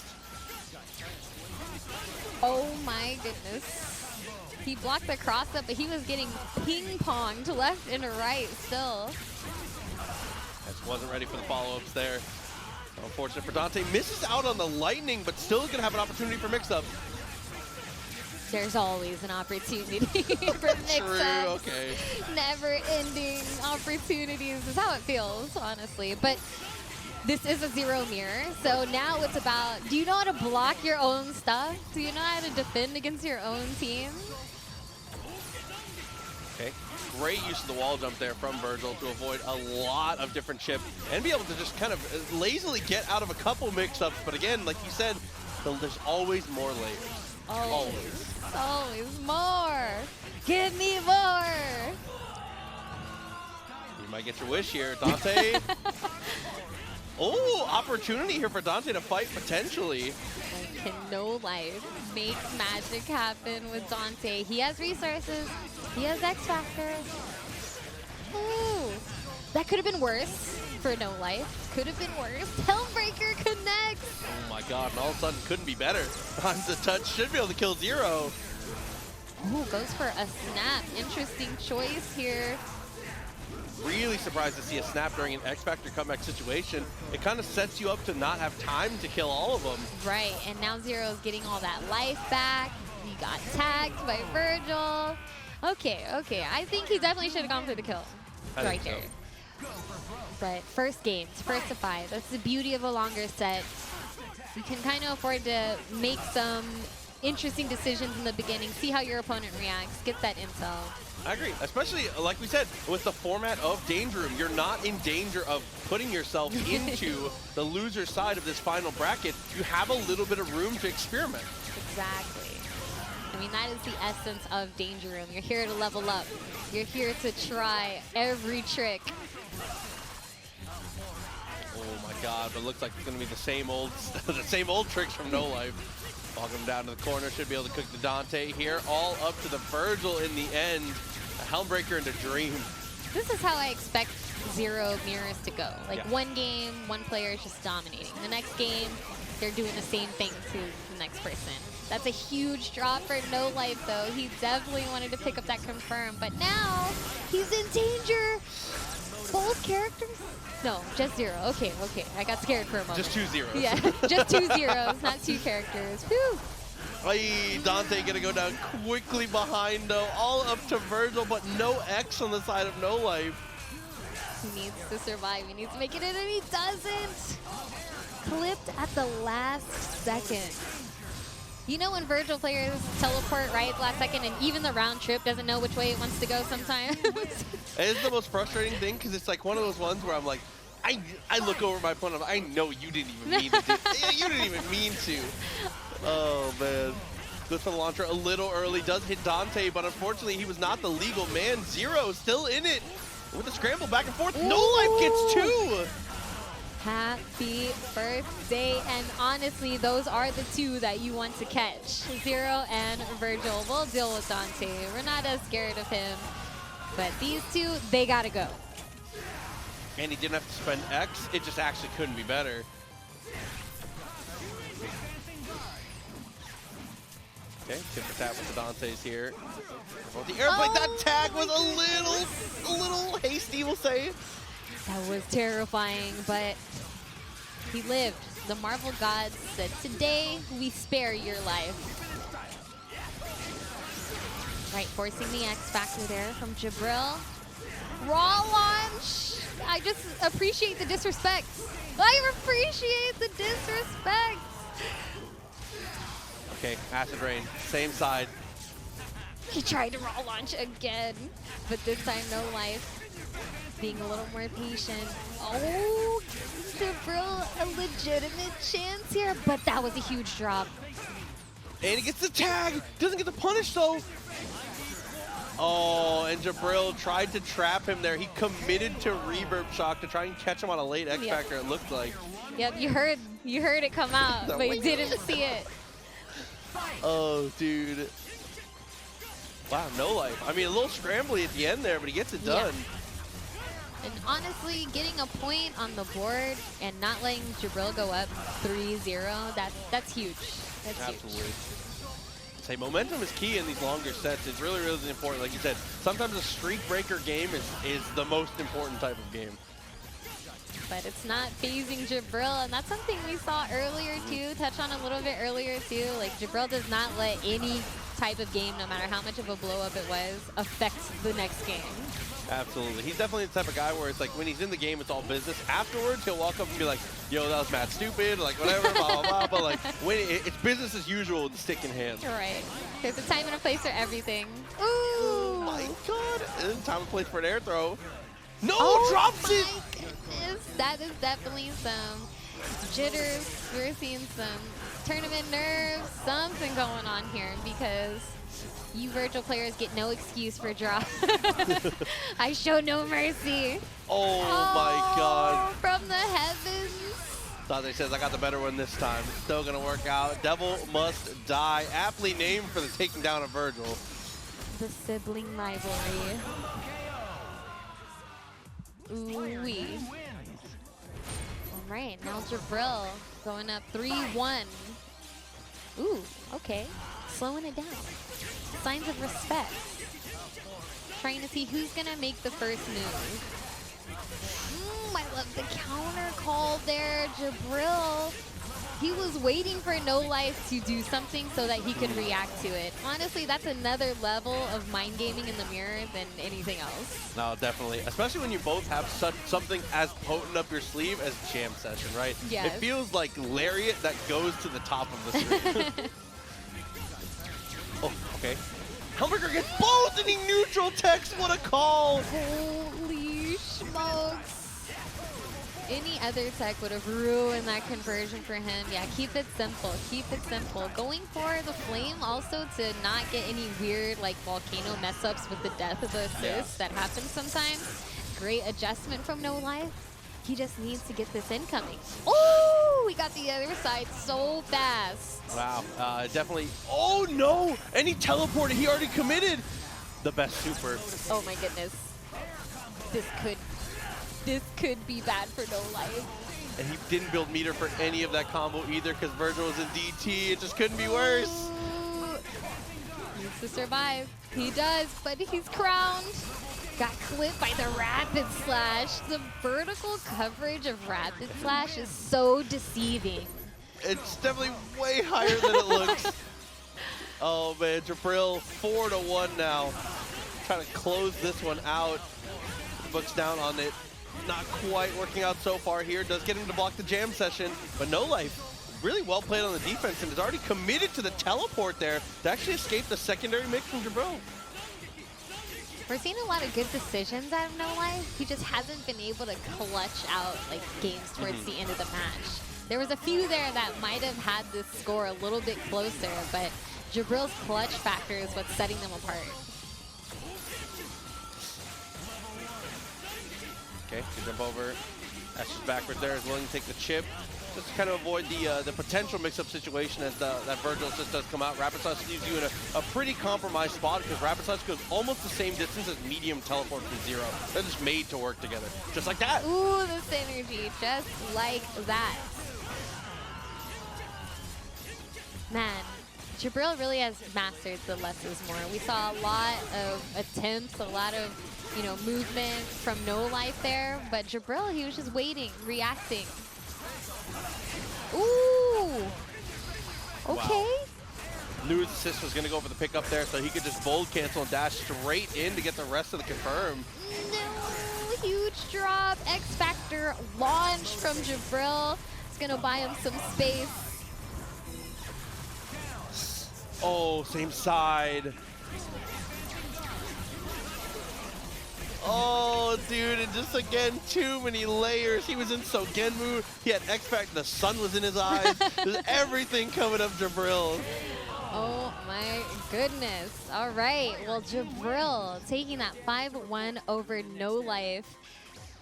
I don't want to be cliche and do the whole 2-0, it was close, but that, 5-1, it was close, though. It was close. A lot of those matches really went down to the wire, and, like I said before, Jibrill was just a little bit more clutch at the end of those games, but NoLife was definitely putting in work. He had a lot of stray hits and drops that I think added up over time, but hopefully he can clean that up a little bit as we progress through this weekend. There definitely were a lot of situations where it was like you said, one choice separates things, but that's kind of the beauty of Marvel and why the game has lived as long as it has. It's because I can only speak for myself, but I know that a lot of people do like the volatility. It's just a part of it's a part of the action. It's just something you get used to. Yes, exactly. I mean, Marvel in a nutshell, right? You can get one touch kill, but you could also probably drop your combo every single time too. Right? You never know. It just depends on the day of the week or, the temperature in the room, the sun in the eyes. It could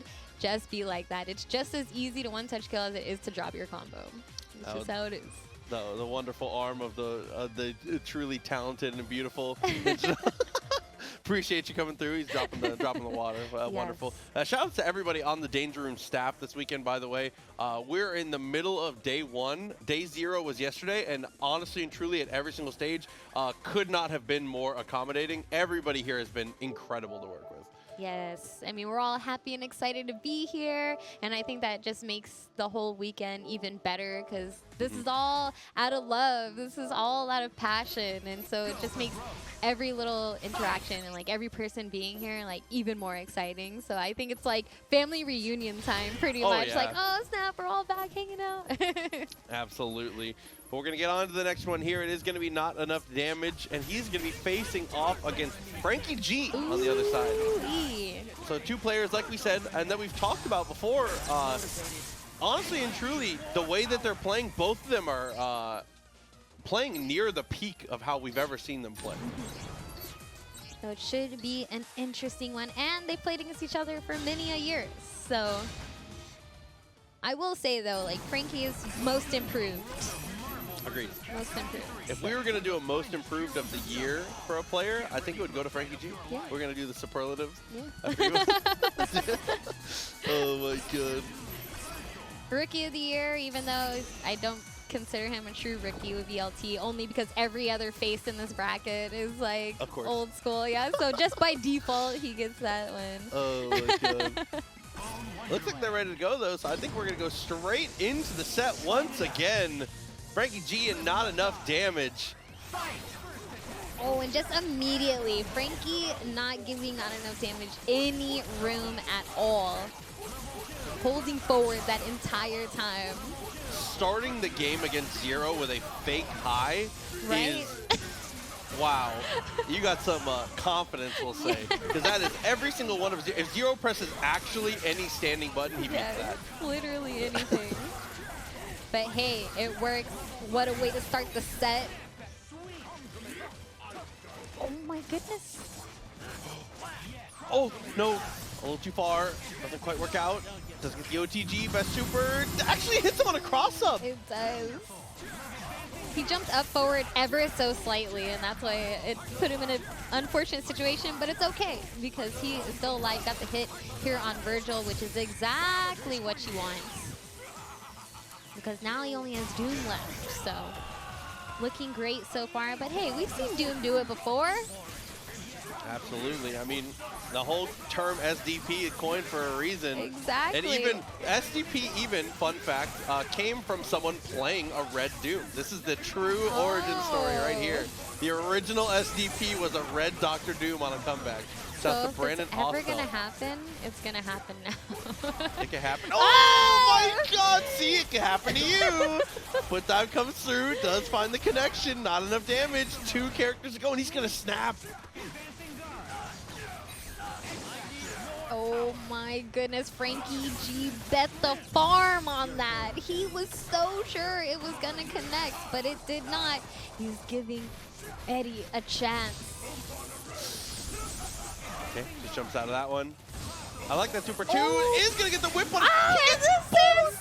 Oh my god! Not enough damage is ridiculous. He waited all day, all night, weeks, months, years for that moment. God. Unreal comeback there from Eddie. What a way to stay stable and take control. I know that. I hope the chat is full of them. So that's what I need right now. Spam it, you guys. Spam it. Did he slide under him and get that launch once? Crouching heavy at a pretty crazy spot. Doesn't work out in the end though. Super jump and tries to go for the flight. Eddie meets him up top. That's what we saw Eddie going for against Ray a ton. And you see Frankie unfortunately stays a little bit too low. A lot of the times we saw Ray would go, like you said, he would super jump and then he would dash to get enough height to not be in that threat territory. Like every pixel matters. It really does. Oh yeah. Now a much more dominant game so far from NotEnoughDamage in this time around, because Frankie had him up against the wall practically last game, but this one is completely in NotEnoughDamage's favor. Okay. Good follow-ups. Gonna go straight back into it here. So plenty of meter for Frankie for the comeback here. It's a very tall, I mean, I say it's a very tall ask for Doom, but we've already seen it once. I know, we just saw it once. Well, I don't know. Will NotEnoughDamage let it happen to him is the question. He cornered himself, so maybe. Oh no. Getting the throw, honestly, the first time Doom lands a hit, it's immediate, like, uh-oh, there just might be a chance now. Oh my god. Oh, There nice. we go. Does get the hit to confirm it. Staves off the, he says, no, you ain't got it like me. He said, I'm the better Doom here. Very smart from Eddie. Using that jump light to interrupt, because, you know, Doom wants to jump in on you. He wants to use the mediums and stuff like that. So just keeping the pressure applied is the name of the game. Oh, jumped up to look for the throw, it looked like. Unfortunately, yeah, I mean, everyone on the cape, everyone with a cape is gone now. That's unfortunate. This is why Edna Mode said no capes. Oh, he lived! Magneto living on a pixel. Let's see if that comes back to be a problem. Wow, finds a hit off of that. Looking like he wasn't going to be able to get there in time. Gets the snap. That was a great adjustment.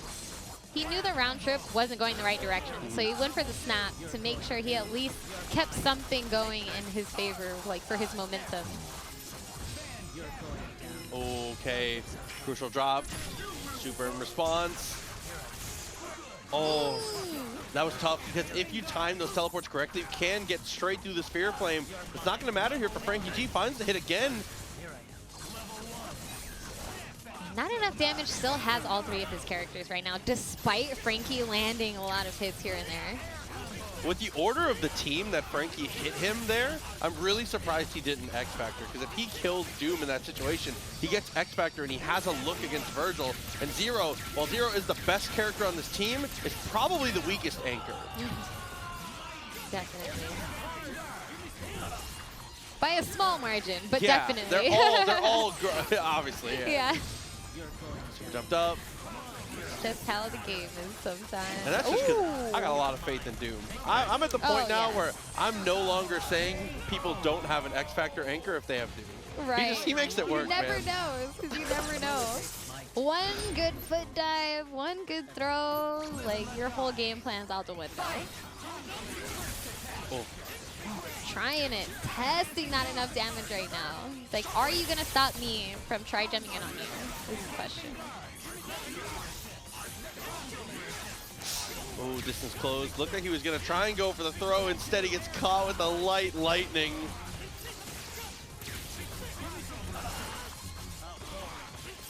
This should be a cakewalk for Not Enough Damage.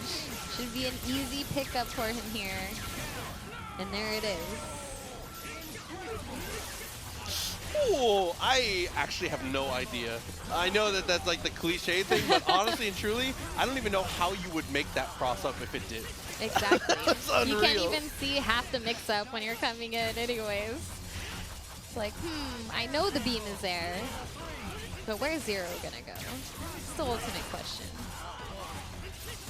Frankie losing out on the Vergil. Oh man, just puts him in another spot where Doom has to do it all. Not Enough Damage doing a great job of always killing this team in an order where he's ending up with this Doom by himself. Ooh, and I love the adjustments there from Not Enough Damage, but he was too high up for him to continue the combo. And you know what that means. Leaving yourself open to getting come back on. Oh my god, sneaking in the throw, even though he had gotten that initial hit. You know, most people, when they get hit, they're like, oh, okay, here comes the long combo we're used to. Nope, we're just going to sneak in that throw. Get the throw through the super. He has plenty of meter right now. The classic. Yeah, he got there just in time to be able to make that work and is able to do just enough damage to go into the level 3. STV. It keeps happening. It just keeps happening. Damn it. My goodness. No one's safe. No one is safe. Wow, what an answer there. Not enough damage. Finally starting to adapt to the fact that Frankie is jumping forward a lot at 99 seconds there. Just jumps up and meets him with a late jumping medium. Great idea, but unfortunately drops his combo. Trying to standing jab anti-air pizza cutter. You know, I respect how brave you are, Frankie. I respect. That was definitely Nova energy, so I definitely respect it, but unfortunately it's not going to be able to actually find the hit. Ooh, good patience there. Did not get caught by the raw launch. Oh, very late Buster release. Actually buys time to kind of deked him, to be honest. Frankie thought he had more room to be able to get aggressive. Oh my goodness, Frankie never stops pressing buttons, and honestly, it's one of his best traits. One of his best traits because of situations like that. Yeah, we talked about it off stream. Honestly and truly, Frankie had like this era where he was dropping so many combos so often that now he is just like the master of flowcharting post drop. Like as soon as the scramble starts, Frankie's like flowchart of that scramble is better than most players.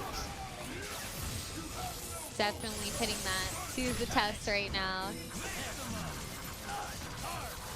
Not opting for any type of snaps. You know, we already got SDP'd one time. Might as well just get him out of here. Rely on that incoming. This is a threat. Okay. Good amount of meter. Still has X Factor. Finds the touch. Every base covered right there between the round trip, between the beam. You know, you have to rely on raw defense. Scary. Simple as best. That DHC made me so nervous. But you know, he's dead. That's dead. good. Oh my god. As soon as someone does anything unnecessary, I'm like leaning forward in my chair. I'm like, oh, please. Please be careful. 3-2 now. Frankie is fighting back.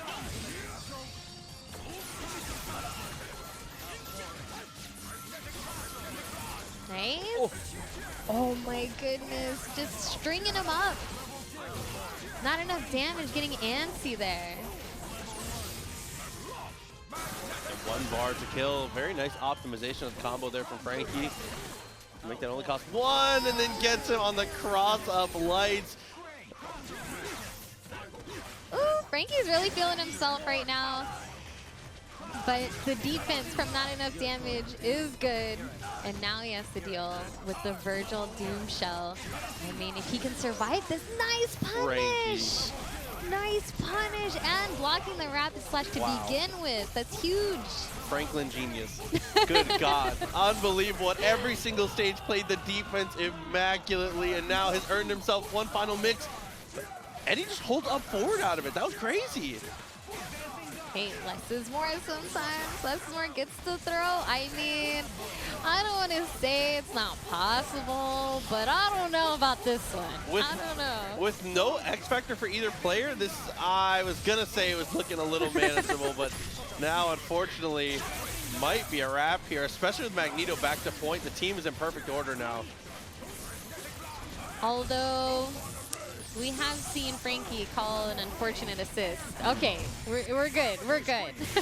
I was like, we've seen bigger mistakes happen, so you can't truly count it out. But very nice, very nice. Frankie, man, the wheels are turning. He's looking very good right now. After not enough damage, honestly, truly was completely dominant in those first three. Yes. Frankie bringing it back. I mean, if it was tournament, Eddie would have won that set, but it's not. It's danger room. First to 5, more chances to adapt, and we're seeing that happen. Ooh, nice and easy try jump. We are in there. Oh no, the S didn't connect. He was too far. Yeah, looks like he just went a little too fast. The mediums pushed him too far away. It's okay though, take some chip, not a big deal. Has 3 bars, so can DHC out if he wants to. How much chip is he willing to take right now? Okay, finds the opportunity to jump out, and there's the DHC. And just able to push him away and reset neutral here. I think it's a good call, especially with Magneto getting so much health back. What a throw. Yeah, back throw on top of that. Calculated. Frankie G taking down 0. We're going to bring Magneto back in for the action. Oh my goodness. The frame, you said you got that throw? Really? Is that what's happening here? Oh my goodness. Okay, and it was a very short combo, so Doom does get full extensions here. Optimized. Wow. Wow, wow, wow. Frankie G. G-Era! Oh no. Oh, not enough damage, got way too antsy right there. He was trying to just go for like immediate X Factor, like do something type of situation, but we're talking about Frankie's scramble options. He knows. He actually kept that very contained after the drop as well. We didn't see any type of panic out of him, because sometimes we do see that after combo drop. There's a little bit of panic going back and forth, but no, he had that. And the jumping disruptor. Vergil's able to take him to the corner, doesn't get to confirm, and he resets, finds a throw after the drop. Like I said, even when Frankie does drop, his instincts in those scrambles are unbelievable. X? No, it's going to hold on to All it. right, Frankie, I know we're giving you props for being good in the scramble, but it doesn't mean to keep dropping your Oh, combos no, and then here. he dashes and kind of takes one straight to the face. A little unfortunate. Oh, man. All right, but giving not enough damage, more opportunities here. That was a big risk to try and go for the throw there. Unfortunate stuff there for Frankie G. Amazing stuff there for Eddie. Might be able to set this up to another 4-4 potentially. Might have another game 9. Possibly. It's looking like it so far. Oh my god, he got to the other side so fast. Oh my god. So Magneto almost didn't even have time to turn around and block that buster. That's how fast. That actually didn't look possible. We saw like a single frame of Magneto turning around before he got clapped. Okay. A little more Doom action potentially. Oh, don't let it happen to you again, Eddie. Not again. Nah, Finish looks the like job. he's got it under control this time. He said no more funny business. Yes, exactly. Canceled it a little early, but it's okay. Kept it together. We're good. Like I said, the extra DHC always makes me always, no matter who it is, no matter what the DH is, I'm always like, oh boy. Okay, final game between the two here, still continuing through the group stages. It's first of 5s. Final game again. He has been so consistent about getting those throws in there, which is a good adjustment because not enough damage. His defense on like a lot of those tri-jumps and stuff like that has been really good. So not so much on the throws, and Frankie G is calling that out pretty hard. Oh, okay. Oh, well, for the air throws, maybe a different story, but the jumping medium kind of cooked 0. Team up next. Makes it out of there pretty easily, but the air throw just caught him whiffing those ends way too much. Okay. All right, we're bringing Vergil in for the action now. If you can kill with Vergil, and this is definitely the right decision, because having an X Factor of your own to face off against, he's going to go for the snap, actually. I'm very curious to know if that's intentional or if that is pure reaction to the round trip not going the direction that he wants it to, because we've seen it twice now. Yeah, the round trip with the snap, I think, is just set play. It just, unfortunately, went for the same one twice, and Eddie's not the type of player to fall for the same thing twice. Makes sense. Okay, set it up again. Taking out Frankie's Vergil, such a big deal here, but no! Someone get Commentator's Curse into scientific data so we can truly figure out what's going on here. Dude, Frankie, again, another one of those moments, another one of those water into wines. Frankie G finds an air throw out of nowhere and not enough damage. The first game he did it. Can he do it again? Oh my goodness. The added disrespect, but definitely needed to spin the X Factor there because he spins that last bar. Oh no! Spinning the bar for the snap combo might come back to haunt him. We never know. Don't call us this. Don't call us this. Can Eddie do it? It's You gotta scary. run. You gotta run. Oh, No! The time! Oh my goodness. He did a good job of killing most of the X Factor time, but with this amount of meter, Eddie kills everything in one hit. Oh my god. Oh my gosh. Oh my gosh. 14 seconds. Yeah, time is dwindling. Oh! He just needs one more hit. He needs to make quick work of Doom and get one more hit on Vergil. That's 7 Marvel seconds. There is time. 5 seconds left. There's time. No, he wins and he presses. Frankie gets away with it. Holy moly. Oh my goodness. I felt like Eddie was trying to go for a throw and the throw did not come out. So he just jumped afterwards and got clipped by the buttons. Ow, that was so close. That was the closest one we've seen yet. Whew. All right, collective deep breath. as soon as Frankie hits the ground and he is just swinging buttons right away. Like you said, though, if Eddie's going for the throw there and that's Frankie's read, the button was perfect. Yeah. That's Oh my goodness. That was as close as it gets. Danger Room 2023 delivering just like we knew it would. That's unreal, dude. Scary stuff. But unfortunately, fortunately for us, not unfortunately for them, it's not going to get any easier. We got even more crazy matches that come up. Danger Room has already been incredible. Like we said, day one only right now. Yep. Still so much more action. Day number one. There's so much more on the way as well. And we're going to see a mix of it all, right? Way more first to fives. We got the top 8 bracket on Sunday. We've got the fun exhibitions and brackets as well. And then, you know, the more that time passes and I'm thinking about it, the Danger Room versus NorCal is going to be extremely hyped. Dude. And that's like all thanks to the sponsors, obviously, Hitbox and Red Bull, as well as the Guild House, all doing amazing things to be able to help us get all these things together. Like you said, tonight, though, the combo contest. Yes. With the cross-up. I am ready to see what y'all got. Because, you know, we've seen these players use their tried and true teams. We know what they've got.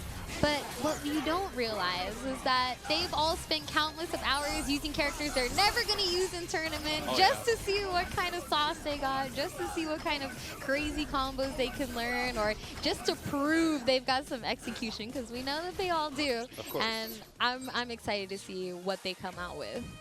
Plus, I feel like people just want to practice up for, like, no one will admit it, but everyone wants to be, like, prepared and ready to play well when random select comes up. Oh, you got to learn a little bit about each character. Yes. Oh, Absolutely. man. Classic matchup coming up, though. This is honestly and truly the new classic is The LT new. and RayRay. Yes. So, LT obviously has been playing very, very well. Has played Ray a countless number of times online, offline. And RayRay, no stranger to the team he's facing off against. It's going to be Coach Steve Shell, piloted by LT. So a different flavor, but a matchup that Ray is arguably the most experienced Magneto. Exactly. Definitely no stranger to this. And you can see by the way he approaches the matchup too. You know, we're used to seeing RayRay take to the skies a lot, but I think against Nova, he's good at the ground game as well, because we know what Nova wants on top of that. So I think he's comfortable with kind of maneuvering a little bit lower down to the ground, but when you're in the air, you're always susceptible to getting air thrown by Nova, and that always is going to lead to death. I will say, full personal bias, Nova Beam versus Magneto Beam is my favorite matchup of the whole game. So this is one of my favorites. This is one of the sets I was most excited to get to see this weekend. Oi, simple and clean, straight underneath. Hey, less is more. We're preaching it this weekend. Less is more sometimes. Is that about to be the Danger Room motto for the weekend? Less is more. Finished him off, though. Take the kill. And I like that he DHCs kill with the cinematic. Get a guaranteed amount of time for your mix-up here. Yes. Nice. I feel like that was like layer 10. I don't know how to explain it. Like, Terminator knows that Ray doesn't want a hard drive right away. Ray understands that and has like the option of potentially hard drive straight away. LT with the delayed jump, it actually covers hard drive if Ray goes late. If Ray goes early, he has time to potentially jump into the hard drive. He sees him jump, sees nothing, and goes, "Oh, this is a lot easier than I thought. Let's get the throw." There's a lot of X's and O's that go into little stuff like that, right? For sure. Ooh, and just a simple try jump right there, catching him. You know, even though it's the fastest when it's like neutral, and you would think that that would help you react and block to it, but no, it's definitely still very fast, very hard to react to. And the meaties, going for meaties this time. Picking and choosing exactly how he's going to do these incomings, tailored specifically around RayRay. I like that he doesn't feel pressured to snap. A lot of people kind of get Wong factored for a harder way, for no better way to describe it, against Ray's Sentinel. I feel like a lot of people get nervous when they see it coming. Oh, of course, of course. It's like you think you know how to fight Sentinel, and then you fight RayRay Sentinel, and you're like, I actually have no idea. It's genuinely a different matchup. It Yes. actually is. Yes. But LT taking it in stride is going to make this 2 in a row now. The young gun coming out swinging. Definitely looking strong.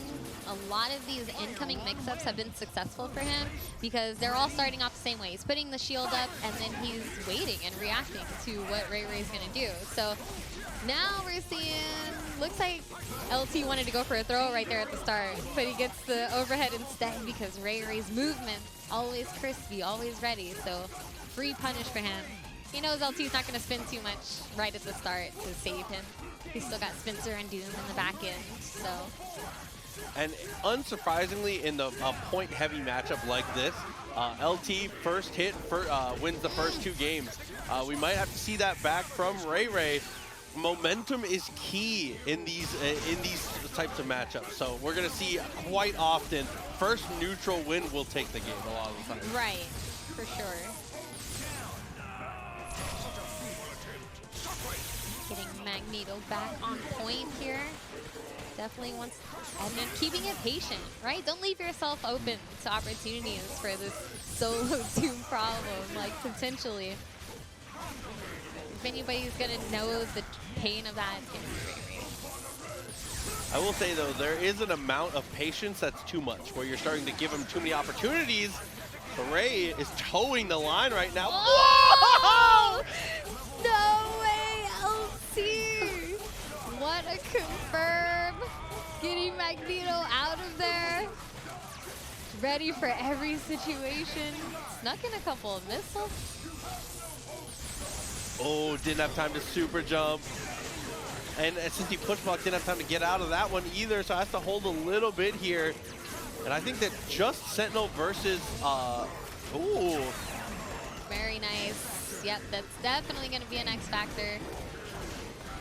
Just Sentinel versus Doom feels pretty even. If you add Doom Beam into the mix, I feel like Sentinel does so well in that matchup. Right. On to game number 4. Ooh, Mac Blast is good. And there we go. Got him locked down with drones. He knows, all right, now it's my time to go buck wild because you have to respect the drones. Oh, okay. Straight into the super is going to be able to kill. Magneto back in the mix. He just grapples straight out of there. Not afraid at all. And not caring the world. Get hit. No, he does not. Waited perfectly. And you have to play like that against Spencer. You have to delay a little bit. You have to give him opportunities to do the arm, but so that you're safe. You know, if you're just mindlessly try jumping over and over behind drones, you're going to get hit. But RayRay, he's aware of that. Playing it perfectly. And he's able to be just aggressive enough to bait out the X Factor there from LT, but not close enough to actually be in any kind of threat territory to follow it. And he finds the air throw. Always right on time. The threat of drones being on the screen is enough to like make you think twice about swinging. You don't want to get caught. You know you're going to get comboed if you get hit by a single drone. And that's all the leeway RayRay needs to like sneak in and throw you. His movement is just so fast for situations like that. The throw right at the start. Yeah, after winning 99 a couple times in a row there, Ray earned the respect to make LT feel like he had to play a little more defensively there. Amazing start. Obviously lots of scaling here, but hey, we combat that with just more damage. We find ways around it.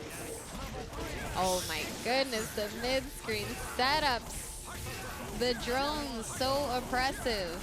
Yeah, especially against Spencer, who does have the grapple to potentially get out, but Ray gives you just enough room to make you think you can. You never actually do. Right. All right, kind of send Sentinel out there to take the bait. Like, what are you gonna do on incoming? Sentinel can tank it. Yep, forcing that. He knew he was going to X Factor that because he was in the sweet spot. My goodness. Wow, and every single stage of that, so well played. And he gets the tag. Doom comes in to finish 3-2. RayRay ahead in this one, in this first of 5 as we continue through the group stage round robin. Surprised there's enough space in this venue for how galaxy brain these players are. It's just no space. Too many big brains. I like that, playing neutral around your beam, missed out, but still is able to pick up Magneto. A little unlucky to not get the 2-for-1, but still a great pickup from LT. Yeah, LT is really good at timing, like the tri-jumps on your wake up and stuff like that. It makes getting clipped by anything very dangerous because you know he's just going to be on you just like that. Lands on the beam, that's a full confirm. This might end up being another one of those games. Whoever loses their point character first has lost every game so far.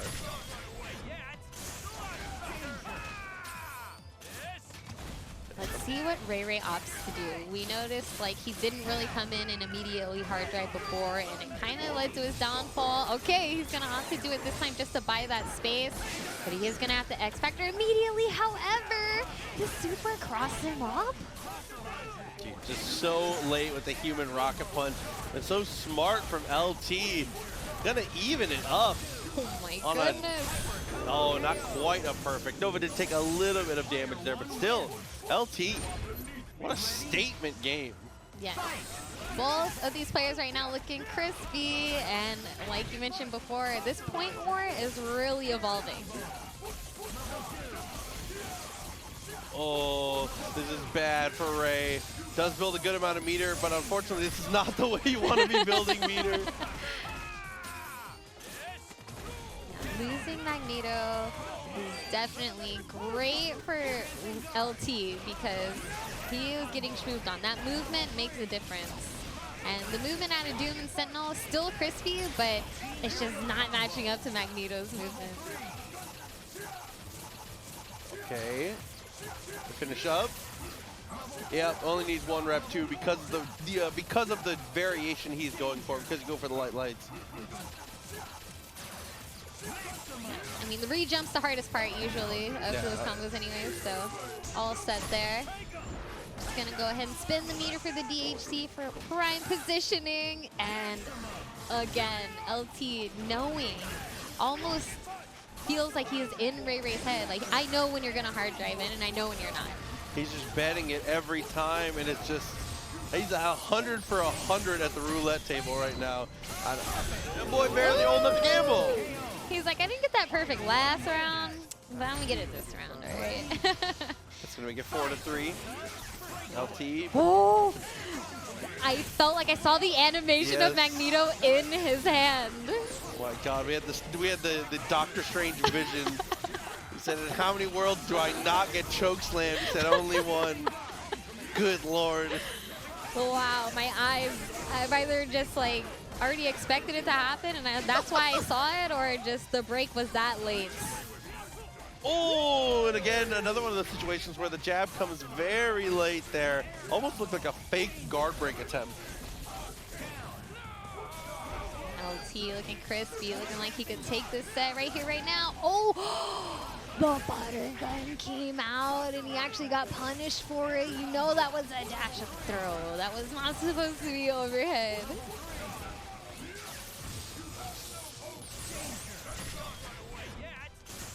Okay, cinematic. Finish him off all up to the robot here, but this is the finest Gundam pilot we've ever seen. This is true. Okay, he's in. He's in. LT gave him just enough respect, and gets the confirm off the super. This could be a problem for LT. Doom lost so much life. How'd he get over there? How'd he get over there so fast? Oh my God, it feels like he played Modern Marvel? When did they give Sentinel a teleport? Someone answer me that. Okay, gotta find some chip though. You have to make Doom block something. Uh-oh.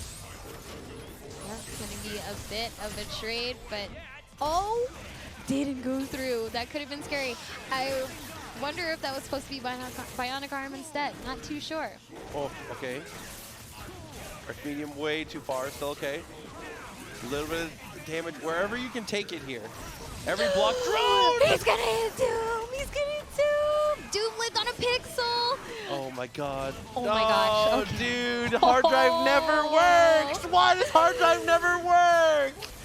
Oh my god, Sentinel sucks, dude. Why does hard drive never work? Oh, and it was from such a good height too, because the height matters so much. Oh my god, I think he was just a little too low. Those so matches were disappointed. so close. This is the highest of levels of gameplay that we are seeing right now. This is only the beginning, honestly. So we're so just early. getting started. There's so much more. I'm just getting comfortable, you know, I'm scooting in a little bit. Oh Oh god. my goodness, that was amazing. We're going to see so much more of that. We are going to take a quick break, but we will be back with more Marvel action right after this. So don't go anywhere. And by the way, don't forget to stop by start.gg/dr23 if you want to get some merch, support the event, support the players while we're on this break. So consider doing that while we're on break. See you later. Welcome back, guys, to a Danger Room 2023. I had to jump on a little bit. I'm Ninja Nom. Of course, my man, Proxy. Dude. You've been commentating all day. It's been fun. This is what I live to do, bro. Alright. This is all I ever want to do. So It looked too fun. I asked if I could jump on just a little bit, just to, you know, Settings. just to dive in. Nah. I had to take some space. Yeah. I respect that. I kicked Vergil off. I'm like, hey, let me get some space. Oh, dude. Oh my gosh. Yeah, but it's been great matches today It so has. far. Amazing Honestly, truly. matches. It has gone to like game 9 a couple times. A couple very close nail biter type of sets. Expecting a couple more here in this next block. We got 4 more first to 5s to come. Before we get into what we have been hyping up, we were just talking about it off stream a little bit. The combo contest for the cross up is presented by Hitbox. Is going to be kind of ridiculous a little bit later on, but we'll get into that when we get there. Yes, yes. These two players, you've seen them already. You may have seen them, you know, just about a month ago, I want to say, at CEO Grand Finals. NoelBHungry versus Jibrill. Yeah, I think that Noel kind of cemented himself as good as everyone thought he was at CEO. I think that a lot of people have a lot of high expectations for Noel, and CEO was their performance where he proved to everyone that like the execution errors that sometimes were plaguing him at certain events, stuff like that, those were not like a roadblock that was like insurmountable. Like he's here to play. Yeah, and Noel's playstyle has always been mostly defensive. Oh yeah. Mostly kind of just aggravating your opponent by causing them to do mistakes, jumping around, running with assists. That was with Wolverine. But then when he switched to Dormammu, a zoning-centric team, his success skyrocketed. Absolutely. And this is I almost want to call these two playing a team kill. These two went and saw Barbie last night. Oh, yeah, they I'm a little did. Yeah, jealous. and they both wore pink, too. They did. I mean, if you're going to go see Barbie. Yeah, okay. I respect it. But so far, the expected stuff so far is unfortunately Noel teleports to the ground. Jibrill with a quick crouching medium to get the open up. Yeah, I mean, I expect Jibrill to maybe go for either a quick snap or the kill. I mean, I would say kill Dormammu, but not a wrong decision. We talked about it on stream before. I think that snapping Dormammu is usually a mistake. I think you got to kill it. I think that's Noel's best character. Oh, for sure. I mean, he's been playing Dormammu probably the longest out of all of these characters. Okay, good follow through though. Should be able to kill the Doom. There we go. And you said Dormammu is Noel's best character. Can his anchor Dormammu hold up? It's going to be tough, especially against the incoming with Sogenmu. It's going to be extra meaty. Yeah, and in the end, the heavy teleport is the thing that's going to open it up here. A potential perfect for Jibrill to start it off. What a way to go. He says CEO was not a fluke. And I'm thinking it is not going to be a perfect, but yeah, I mean, Jibrill, this is just business. It's playing the matchup correctly. You just rush in, make sure that Dormammu does not have any space. Because if he does, any of those spells literally will just build so much meter, create a lot of space, a lot of chip. And just Noel's teleport timing is so good too. It's really, it creates like a lot of confusion. It really does. But I think Jibrill kind of hones in on that understanding of the timing of when Noel wants to run away, and then he could just caught him right there. Okay. So Zoop Zoop once again should be able to clean this up. And he does. So now, do the next one in. Might be able to kill in order depending on how fast you want to go, or potentially going to look for the snap here. Either way, Jibrill's in another amazing position. And here goes the pressure. I mean, Phoenix might go for the super here. No, he actually teleports. And the raw tag was successful by Noel. Back to what you were talking about, teleport timings. It's not just with Dormammu. He just has a good sense for when there's enough of a gap, but that's an incredible snap. He might get chipped here. If Noel's not careful, he actually gets the raw tag.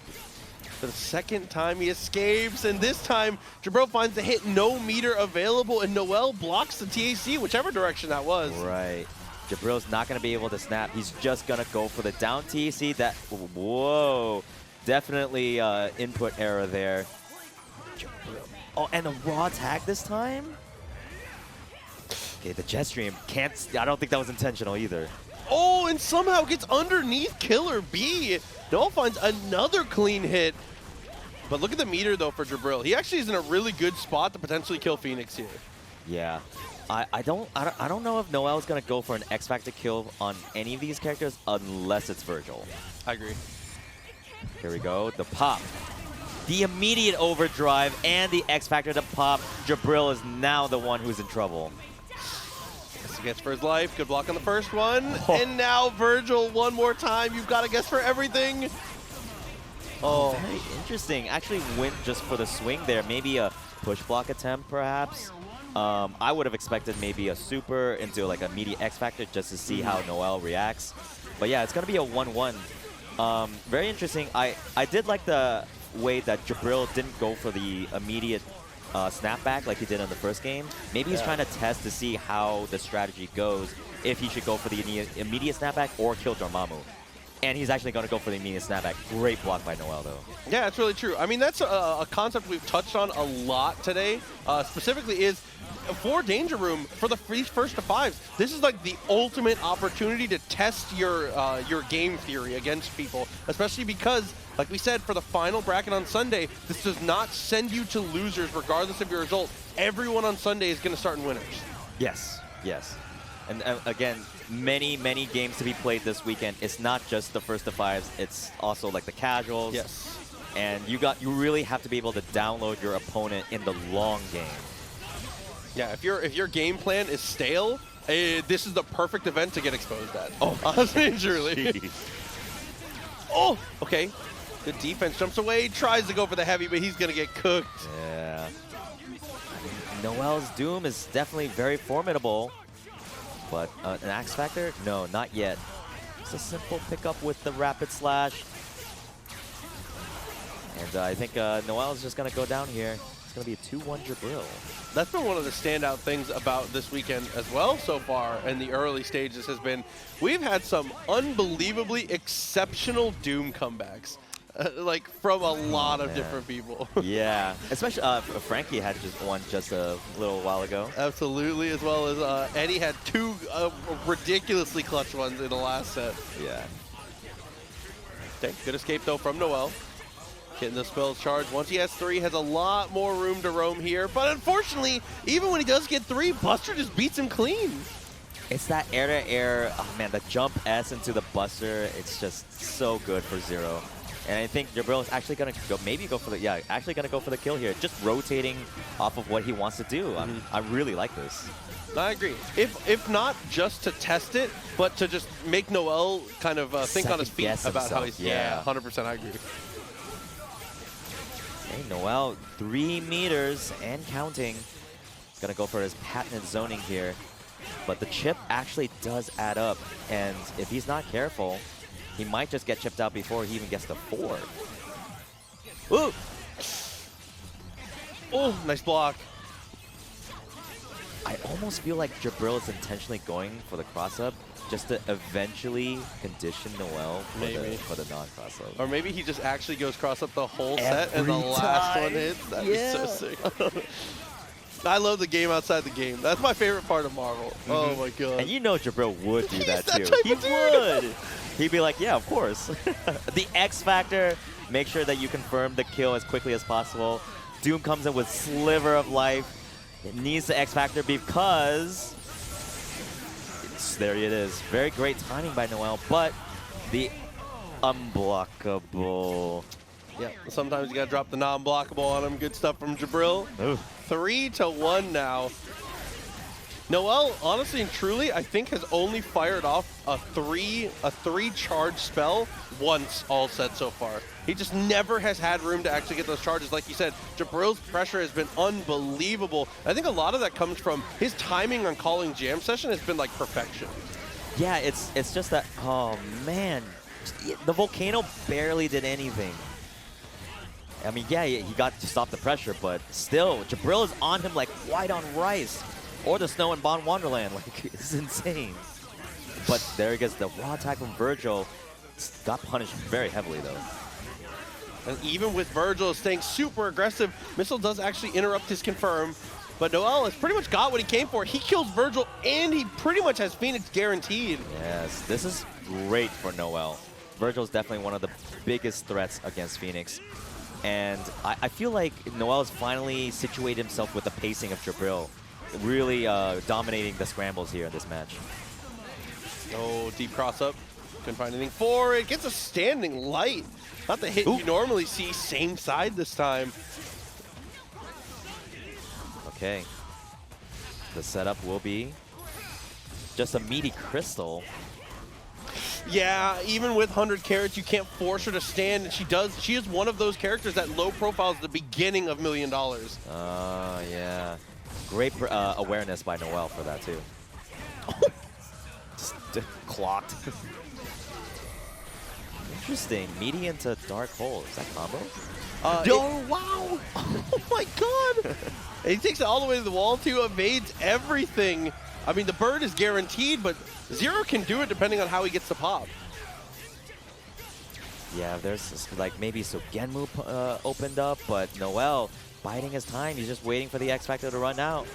Doesn't even care. Actually, just gonna get the hit. It's gonna be 3-2 here.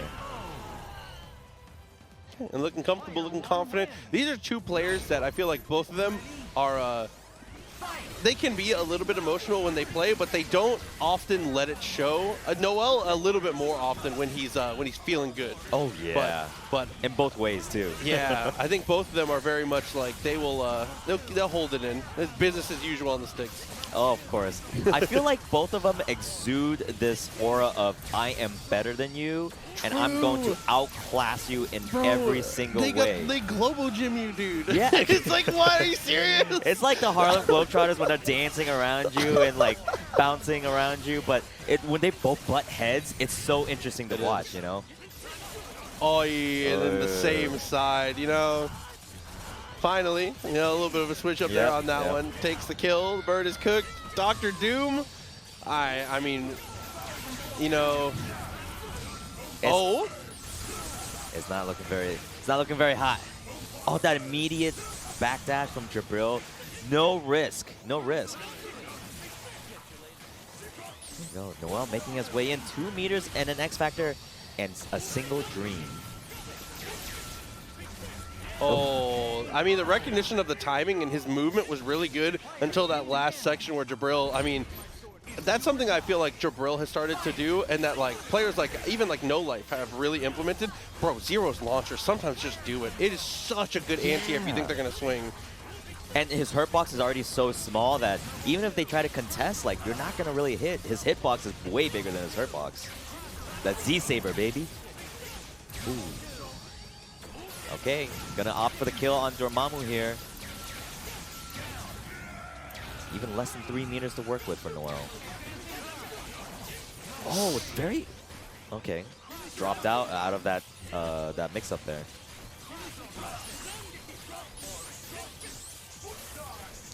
I'm just going to play it low and slow with the zoning. There's no reason not to. Even catching a jam session like that, reset your air actions, you still get to act a little bit more. As long as you're building bar, you're in a good spot. Yeah, jam session doesn't really hurt all that much. Just a single...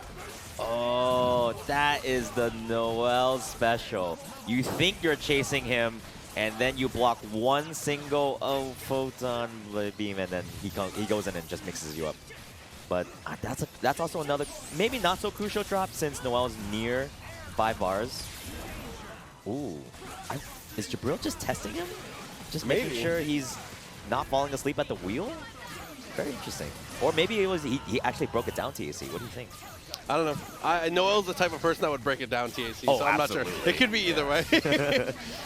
It's like sending a message, like, I'm not going to give you what you want. Oh, wow. Almost gets confirmed, not quite there. Maybe could have gone for forward heavy in that situation, but that is such a niche confirm. Yeah. Gets the hit. Oh, I can't believe Noel actually teched that throw. What? Absolutely. I mean, that was like 9 head from Jibrill also to try and avoid the missiles. Exactly what I'm telling you. Like, they're both playing 5D chess. They're like, no, you're going to go for this layer? No, I already have that covered. Oh no, tries to go for the chip. If he had made him block that reverb shock, that would have been an incredible place to make her pop. But unfortunately now it's going to be Doom taking control of everything. Yeah, very interesting. Jibrill just kind of jumped over Noel, empty, just didn't really do anything. Wasn't blink dashing backwards or anything. I wonder what he's looking for. Definitely was a casual approach. Very passive. Very you know, casual approach. Jibril's never passive. Yeah, true, really true. I mean, I feel like that's one of the rarities of his play is I feel like for most people, aggression is on like a slider, but Jibrill, it's like very much on a switch. Like he is like very decisive in what he does. And like you said, it's all in or all out usually. Yeah. Okay, gets a successful raw tag there. Dormammu comes in.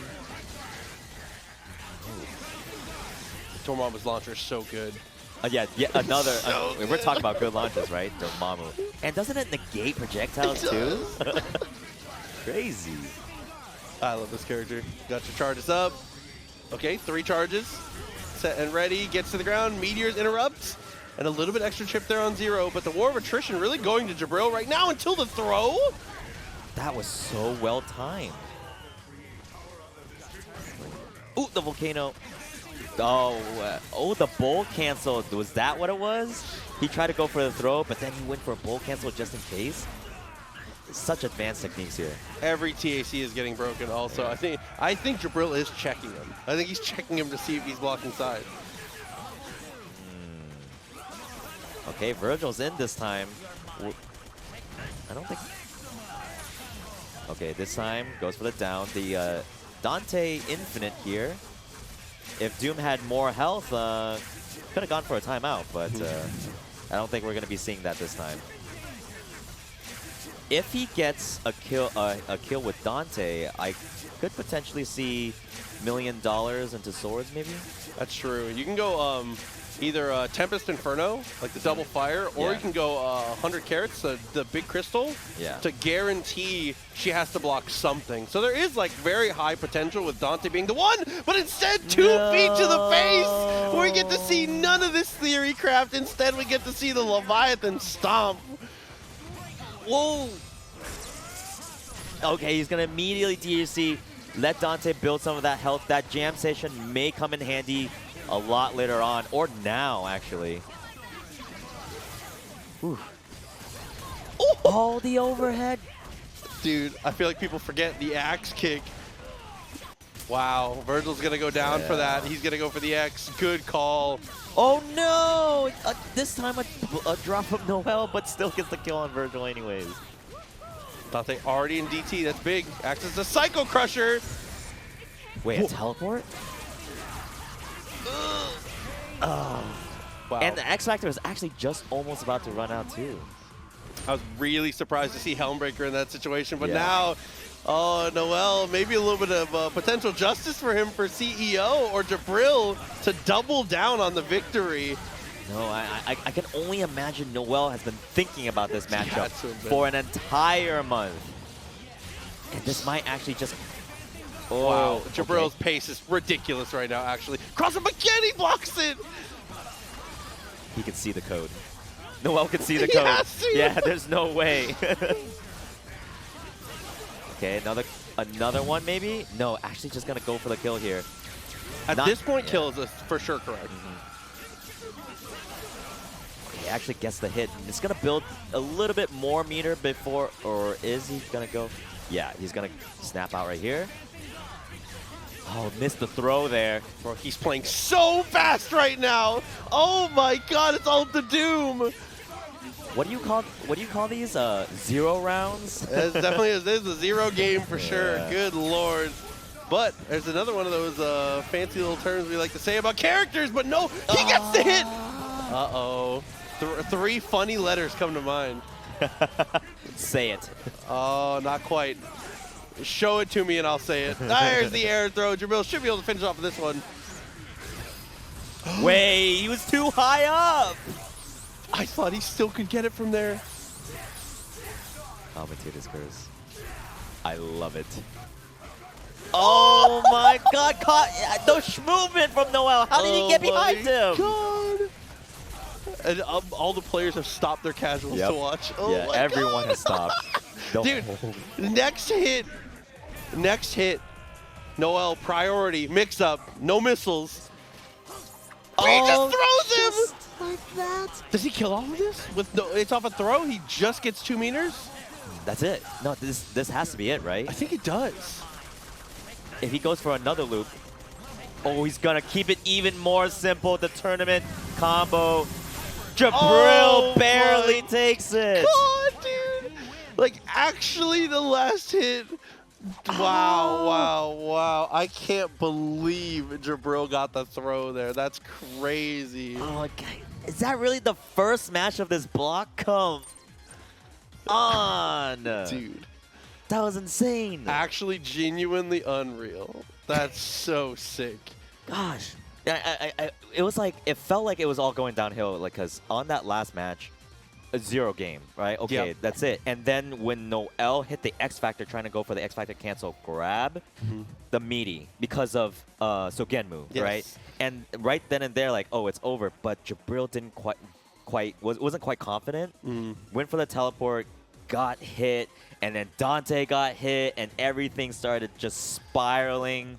Yeah. Oh my gosh. It definitely is one of those situations where it gets out of control, especially with that Dante confirmed from so high. I wonder if it was a drop from him or if that just actually was too high, because I thought from that height at X Factor, maybe because it was X Factor 2. I know in 3 you get that for sure, because I know you fall fast enough. Maybe it was because it was X Factor 2, but either way, that crucial drop in the ending, oh my God, dude. Yeah. I'm stressed. Yeah, I'm stressed too. I can't. Yeah, I don't even know where to go from here. You were just talking about how you wouldn't be surprised if those two were EVO Grand Finals. I wouldn't be surprised at all. And I know we've had a lot of 4-4 moments today. That set definitely is one of my favorites so far. So far, Yeah, that so might be far. set of the day. Yeah. That's definitely, but we'll see. We got a lot of opportunity for more sets to come in. Frankie G and NoLife, the next ones to come here. So we got the Frankie G era versus hashtag send NoLife. Shouts to Red Bull, by the way. You like that? Yes, sir. Yeah. Hashtag send NoLife to Danger Room. Oh, also pop. Kudos, from NoLife giving kudos. But yes, the Danger Room is indeed powered by Red Bull, in case you guys haven't already seen this amazing room at the Guild House. Yes. I've been very, very thoroughly impressed, and the setup has been amazing, and just all of this vibe is great. Absolutely. All of this venue, everything in between has been incredible. And now we got another incredible match, another first to 5 here. NoLife and Frankie G up to bat. Yeah, Frankie has been phenomenally playing, like, recently, and even today. I agree. Has been doing really well, and I'd really like to see how he keeps up with NoLife, because NoLife is also another premier 0 player, but a 0 player that plays at such incredible speeds and also unorthodox, like, decision making as well. No, I definitely agree. And that's one thing that me and Persia were talking about quite a lot, is that this might be the strongest iteration of both of these players. They're both playing some of the best Marvel, if not the best Marvel we've seen from both of them. Yes, that's true. And I mean, NoLife, hey, top 8 EVO finisher. Yes. I wouldn't want to see how he gets even better from there. He said, you made a top 6, I'll still make it. It'll be fine. Oh, yeah. Same side, late cross up. Still okay. Mashes the hard. I respect the hard kick, but that's a really good punish from NoLife. Unfortunate drop, but still. Yeah, that's a hard read on the teleport for the grab, right?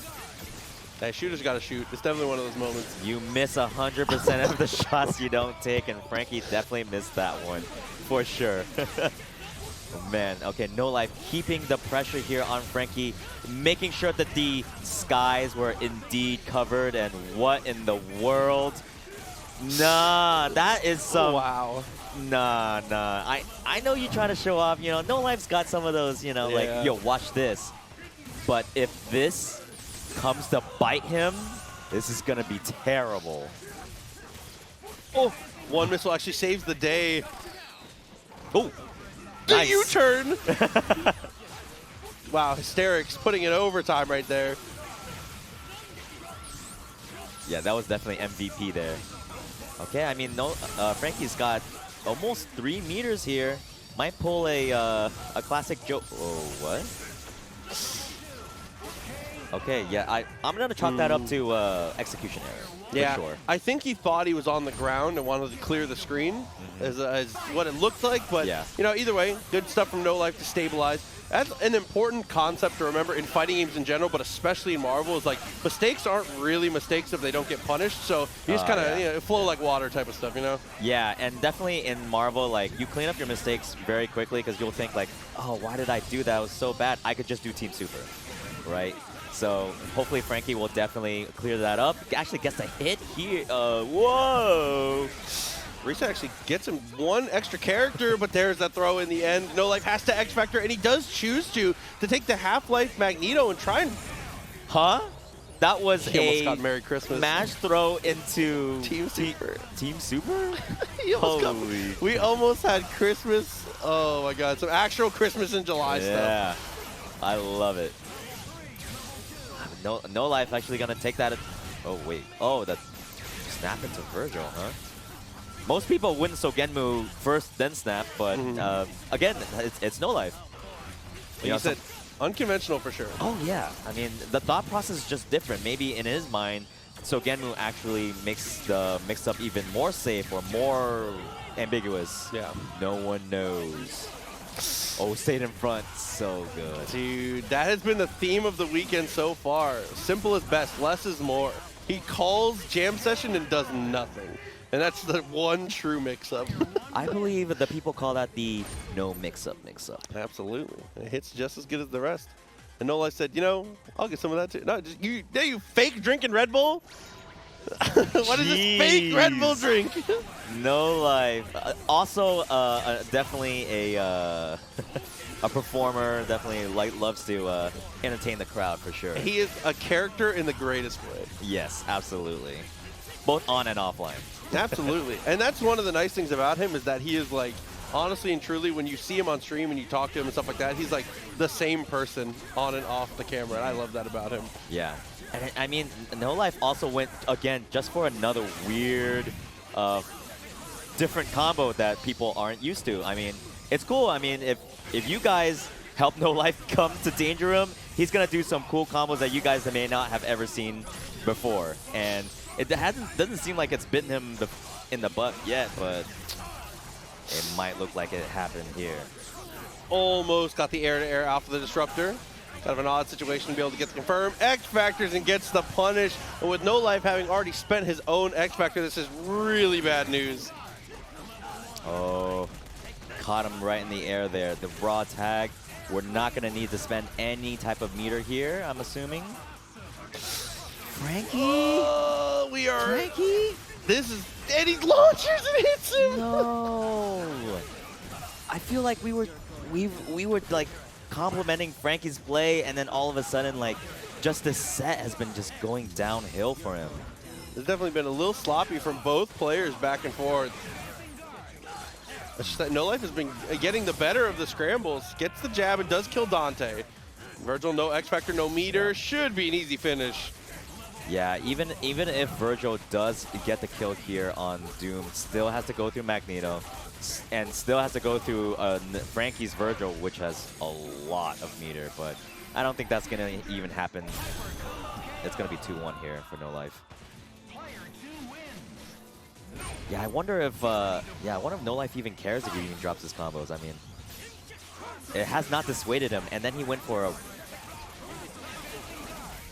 There's And there was like no smile, no head nod. I think he just accidentally tagged and went whoopsie and just tagged back. again, I don't know. Like, is he doing this just to mentally mess with Frankie? I don't know. Because he raw tagged twice and he's still up. Oh, I mean, like, you know. Jeez. He finds the hit. Missed out on the buster, though. On opportunity, gets the standing hit. Called the beam. The beam does get a little bit of extra damage here. Yeah, he's going to spend the meter here. Still has yet another meter to... No, that's not crouching heavy. That indeed does not work. And NoLife, so Genmu's up. Was able to dash underneath. Again, get used to the wall jump, but unfortunately gets pushed into the actual corner here. Can't quite get away. NoLife makes up time. Wow, late cross up, but Frankie wakes up with crouching light. Amazing. Amazing. Absolutely just insanity. Max damage punish there, is able to get the bold cancel into the $1 million. Actually, NoLife brings in Vergil anyways. Okay. Okay, never.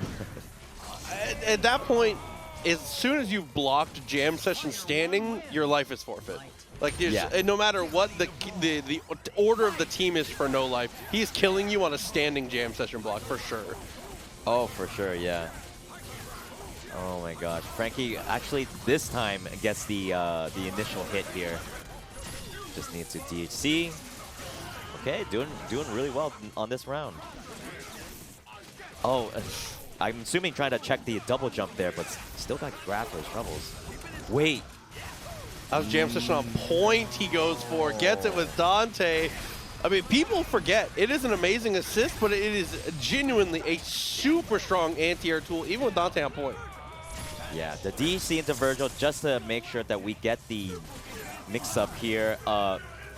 Meaty bubble, okay, yeah. And then is able to get that side swap shenanigans there. NoLife should be able to close this one out. Is going to just start building bar here. Still has jam session. Yeah, gets the kill anyways. Yeah, that happy birthday point blank jam session? Point blank jam session. Insane. No one else but NoLife. No one else. Oh, came down with the light. Maybe meant for that to be a mag blast. Either way, doesn't quite win out, but that has been the two ways Frankie's been getting hits the most this weekend, has been fake high into low, like empty tri-jump, and just walk up grab. Yeah. Like empty low and grab has been it for Frankie G. I think this doesn't snap. Against Zero, it doesn't. I think it's because he blows up. Yeah. That's hilarious. I can't believe that Zero gets another top tier privilege because you can't kill him on snap. For no reason. Because that's such a smart kill snap there. Yeah, it is. But Frankie, unfortunately, will have to deal with Vergil, and Vergil gets the successful. No! Snapback? That's the answer right there? Nom, that's the best super in the game. Yes, yes. I've heard somewhere through the grapevines from, what was it, the mayor of Atlanta said that is the best super in the game. Shouts to Max, that's the best super, in the game. Oh my god. NoLife finds the hit again, 99 seconds comes up his way. You know, that's how that's how Eddie lost his last game. Yep. He did incoming and then he did super, and I looked at him and I was like, best super in the game. Best super in the game. Oh my god. You said this is why I moved out of Georgia, bro. Oh my god. But getting the snap, getting the hit on Vergil, this is huge. NoLife should be able to capitalize, but fingers crossed. There we go. I'm a little nervous. Yeah, well. I mean, we were just talking about how Frankie has the best X Factor Vergil in the game. But when you remove that, just another Magneto Doom, huh? And with X Factor already gone, it's going to be 5 meter, no X Factor Magneto. Or, the duo could still live. Wait a minute. Okay, a little smirk on NoLife this time. I mean, felt like he was like, okay, I kind of deserve that. But Frankie's actually going to get the kill here. still retains the Magneto Doom order and gets the hit on Dante. It didn't even look like he was swinging, just got hit. He's going to get the tag here, too, for the extensions. Exactly. But, Vergil, do you think we're going to see the best super? Oh, Wait. no, we're just going to get an X Factor and a throw. I felt like Frankie did the meaty for the throw OS. That's what it looked like. It looked like he set it up just for that. Instead, it's going to be meaty bubble into level 4 right away. NoLife, 5-2. I thought he was doing the OS. I thought he was doing the OS. And I guarantee you, the stream chat all thought he was doing the OS. You know. Maybe Frankie thought he was doing it too. That's an OS in itself, you know? That's tough, though. NoLife coming out on top of that one. That one was the most scrambly set that we've had so far this weekend. That was kind of a brawl at points. Yeah, we went from Noel and Jibrill with just like this really methodical, but at the same time like very layered game against each other, and then it was just like full-on madness, swinging, raw tags, unpunished twice, back to back. Back to back. It was like frame perfect, like first available frame tag twice in a row. Yeah. Oh, dude. I just want to say, though, again, huge shouts to everybody who's hanging out with us here for Danger Room, as well as everybody that's in the venue and helping out with this thing. Production has been amazing. It's very nice. I like this. I like Lucas Cam. I like that I can just see Lucas. There he is, the homie on production. Go, The king, Alfredo on the cameras. Tong Lee has been walking around as well as all of just the Danger Room staff. Like you, dog. Danger Room staff has been incredible so far. Yeah, we made sure that the staff has been taking care of not just the players, but the other production and commentary staff as well. Because without everyone has their own role and purpose here. Oh, yeah. And without one person, like this would all fall apart. And I think we have a perfect team here. I mean, like you, Among Shadows, Count Chocula, Oh my gosh, Jason Game Dev. It's been a really, really strong team of people this weekend. I feel like the people don't actually know the full story of how New York got here. Shoutouts to Count Chocula, a.k.a. Joey the GOAT, by the way. The only reason why New York is present at this event. Yep. Yeah, New York went through some trials and tribulations. Literally, the world said, you cannot come, but they still somehow made it. And Count Chocula stayed up till like 6 in the morning. May or may not have driven to Oakland. And drove to Oakland. He wasn't to this airport. Yeah, from San Jose, drove to Oakland, made sure that he picked it up. And I literally said, thank you for making this happen. Or like, thank you, you're a godsend. He literally said, oh, I just want to make sure this happens. He just wants to see a successful event. Goated guy. Actually unreal. Huge shout-outs again to all of the Danger Room staff, as well as the sponsors, Hitbox. Red Bull has been holding it down, as well as the Guild House, our incredible venue. Angelic is going to stick with this team. I like seeing him give this its real run in a serious tournament setting. This has been a good look so far. Yeah. It has not quite been able to get the results that I know that it's capable of so far, but it has been looking better every set, and that's the most important thing. I think I've talked to him before about it. He said Wolverine's kind of done except for specific matchups, but he does believe in this team. And if you know anything about Angelic, is that he is fully confident in his theory crafting and his ability to learn and commit to a team. I mean, this team on paper is kind of stupid, like very powerful. Oh yeah, for sure. But unfortunately, you know, the execution of it is very difficult here, and RayRay has just been so hyper aggressive at every turn. That's gonna be again a cooked squid, 1-0. Yeah. Yeah, I think I saw them playing back when it was Bum's birthday bash, and I think Angelic was starting to catch up a little bit. You can see the progress, but that was a while ago. I mean, I think RayRay figured out that if you just rush Vergil down, I mean, you can't call swords, and that's the whole point of this team is to skip neutral and call do swords. Absolutely. And there's like certain teams where it's like you can mash missiles and be able to get your swords out and just kind of brute force it. But unfortunately with Mystic Ray, while it is an unbelievably strong assist, it is not good for like brute forcing things like that. So like you said, I think that's a great observation on your part and just on the player's part for doing a good job of staying aggressive against this. Yep. Yeah, missiles overall just has more time or screen coverage, more active frames covering you, and etc. Just Shuma Beam just comes in and out, and that's it. It's your opportunity, like your opportunity of acting is very short in that time frame. I agree. And also playing Doom missiles, there's one major downside to it, as you don't get to pick Shuma. Yeah, that's the one downside. That's a high priority here. We'll see how Angelic can do it on the potential comeback, though. If anyone can do it, I would say it's Angelic, but I would say the that activation wasn't quite there. I think he was looking for activate command grab, which is pretty good. It also nullifies projectiles. Do you think that, as the happy birthday comes out, do you think there's the potential to try and start Morrigan with this same team? Do you think that's, or do you think we're set on the Vergil first? I think we're set on the Vergil first. Oh, that's fair. I think Morrigan is good, but it's just that.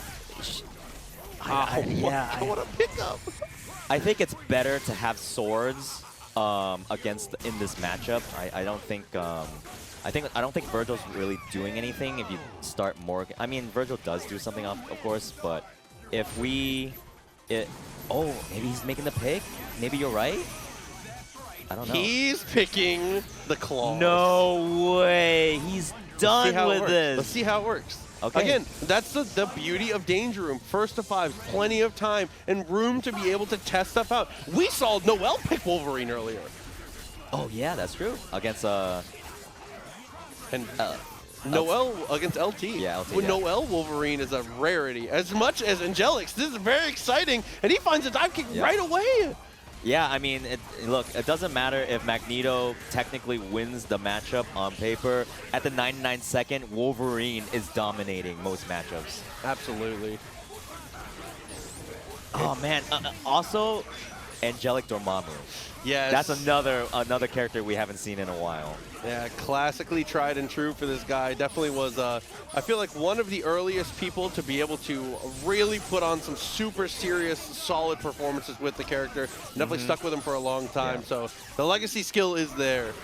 Yeah, of course, like, you know, we all know Filipino Champ, but Champ was more known for his zoning abilities. Oh, yeah. But Angelic's Dormammu was definitely with all of that hooks in the you-know-what. Of course. Nice block on the drones, block some standing. Was able to stop the tri-jump there. Oh, gets a hit here. Keeps it simple. Yes. Gonna get the kill here. Raw tag into Wolverine. No, he's actually gonna keep Dormammu in here. Magneto at half health. This could be a chip out. Got Inferno set up. Gets a good amount of damage down. Okay, super, switch it out. X Factor doesn't get the whiff punish, but that would have been sick. Okay, that was kind of scary. And I felt like Angelic knew that it was going to happen, and the wake up buttons from Wolverine definitely going to get the job here done. We're going to see a DAC, hopefully. No. I looked over, I watched him input it too, it just didn't come out. It's because he just called Dormammu. Yeah. Yeah, so he wasn't able to get the DAC timing. The good thing is that RayRay had already used the X Factor, so chip is indeed a big factor here. The DAC, no. Same situation there. I think he called Disruptor a little earlier and couldn't quite get into the point where he could DHC, and now Magneto. Unfortunately, I feel like this is not that bad for Magneto just to approach Dormammu. Mystic Ray complicates the hell out of this. Oh yeah, for sure. Oh. Gets the hit there. He might need a lull. He needed to do level 3, but didn't land the hit. And yeah, that was definitely a weird, it was a little bit too far for the launcher to hit.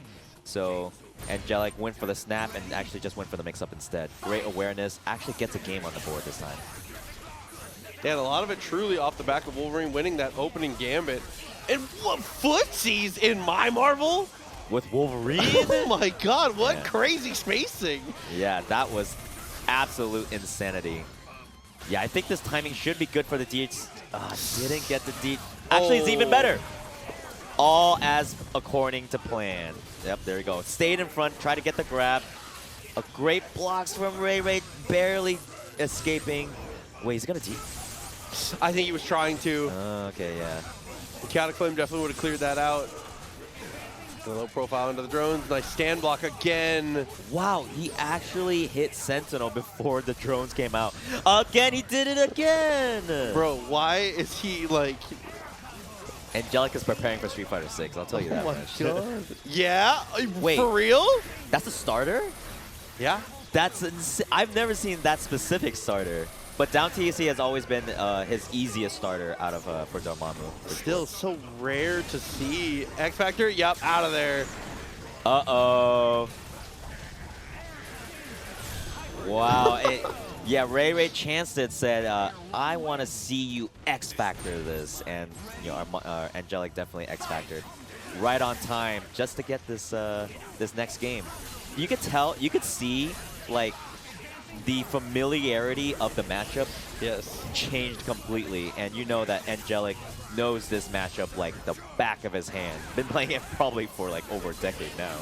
That and for Ray, something that's a little unexpected. Again, we talk about how Wolverine, we don't think he's like a weak character, but he definitely has fallen out of the meta's favor, right? We don't see him as often, if only just because he has so many rough matchups against a lot of things that win right now.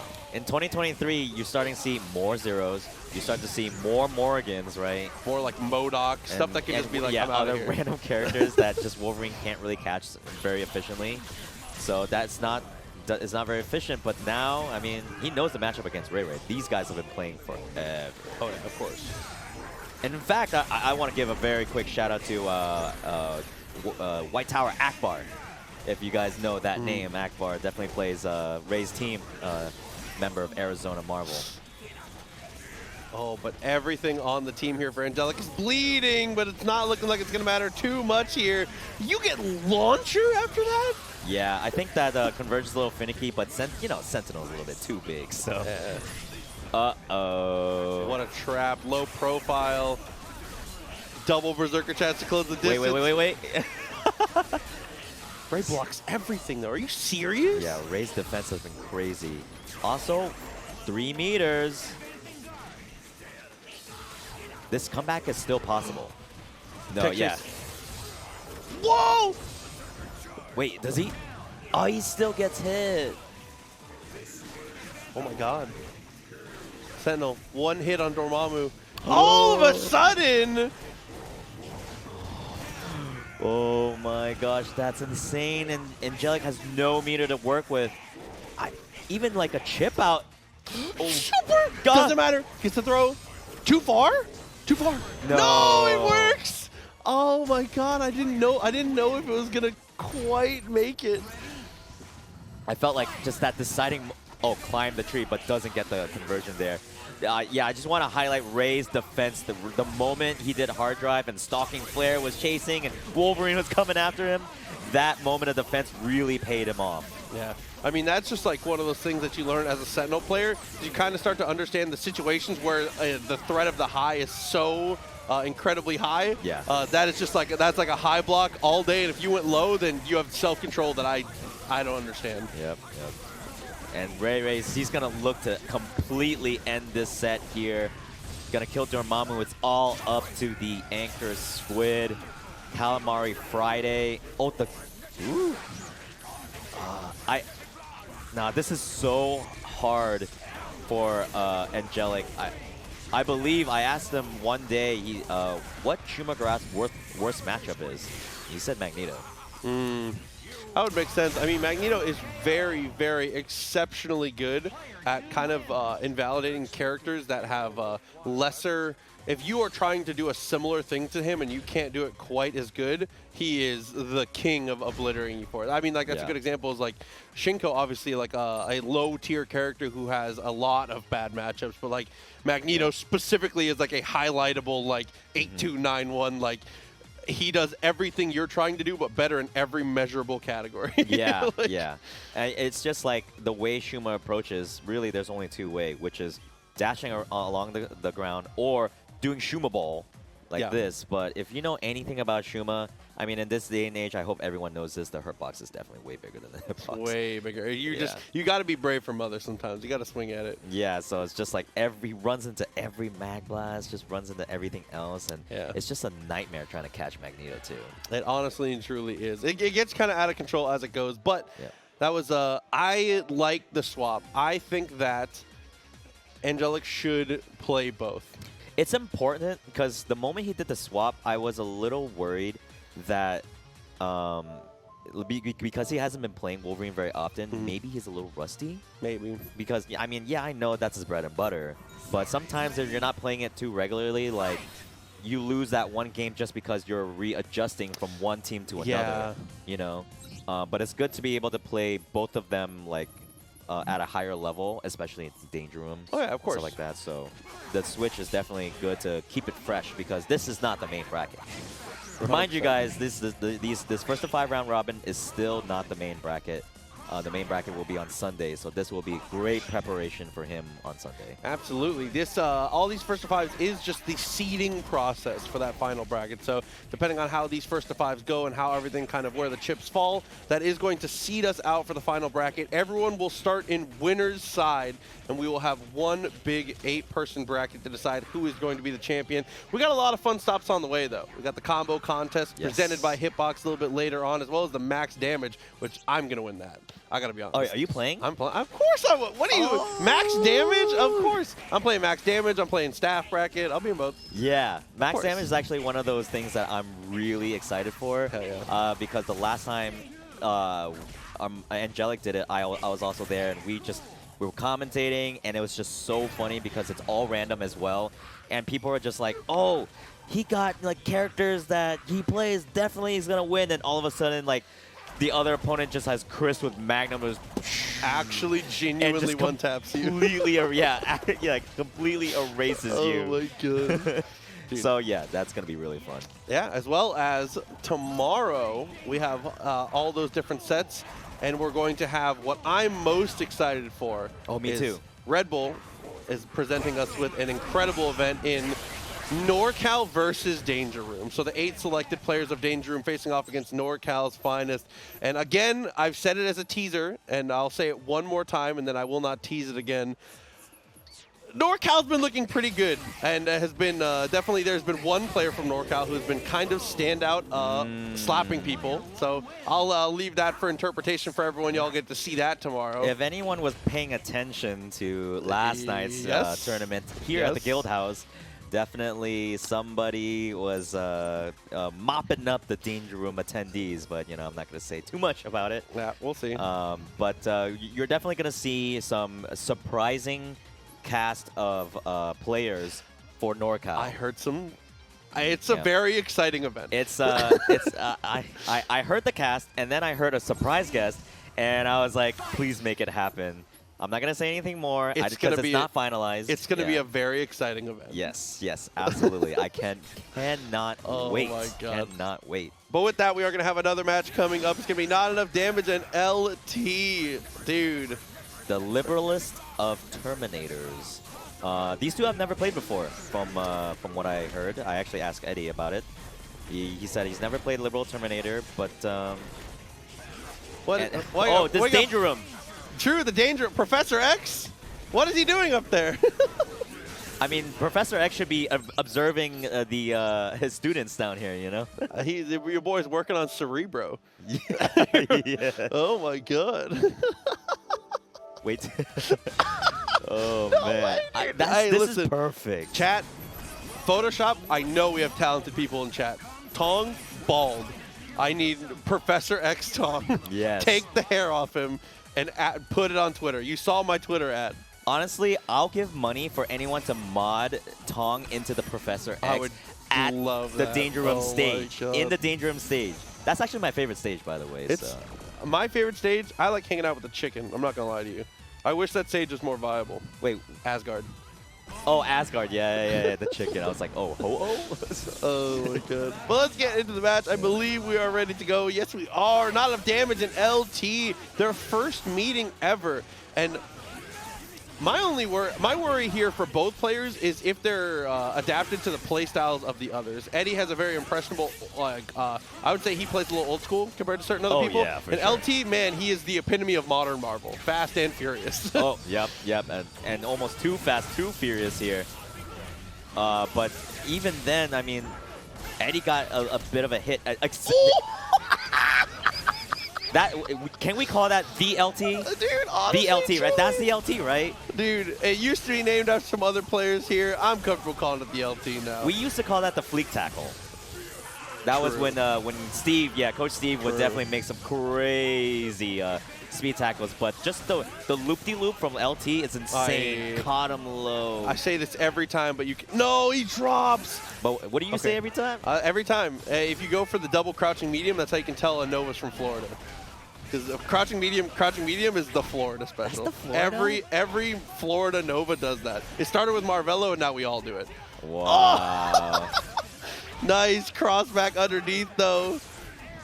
Yeah, definitely fast and furious for sure on LiberalTerminator's side. Super kill. Yep, and goes into the cinematic. Always the smartest option here with this team. And cancel it early just to kind of negate a little bit that meter building too from the opponent. Wow, that was a cross-up. That was insane. Thought he was going to go for the jawbreaker there. Was looking for the command throw, but he dashes underneath.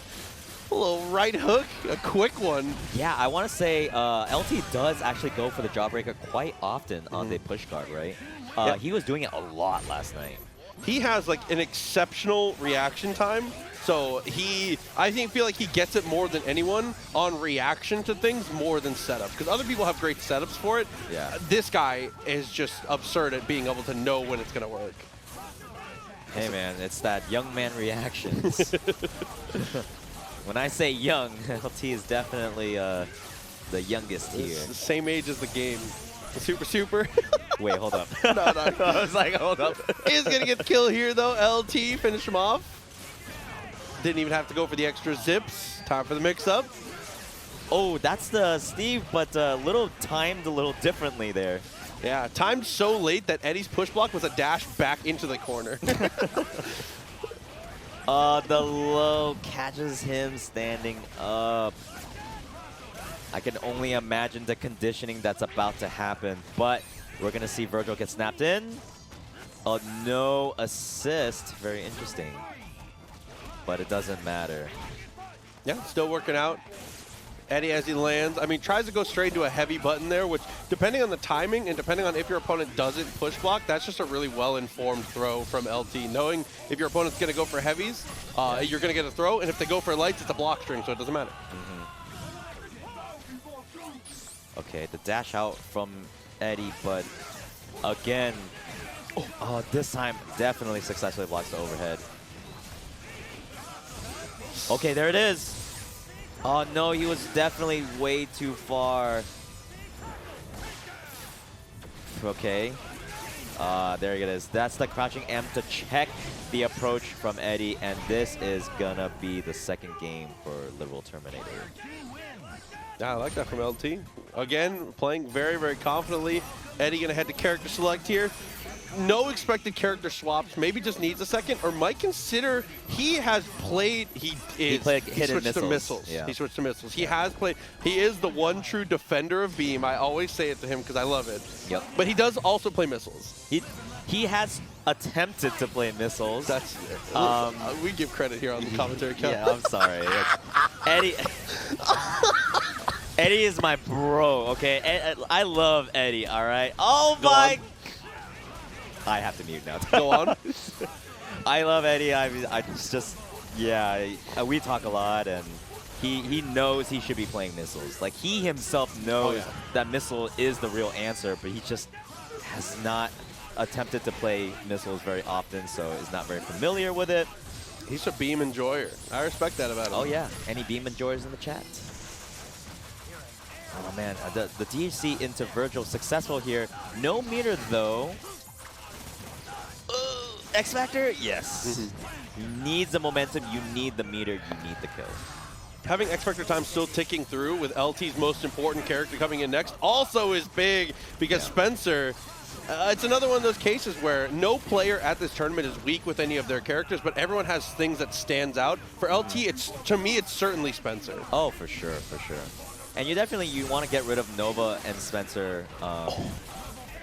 I was going to say Doom, probably the weaker character with X Factor, but is he?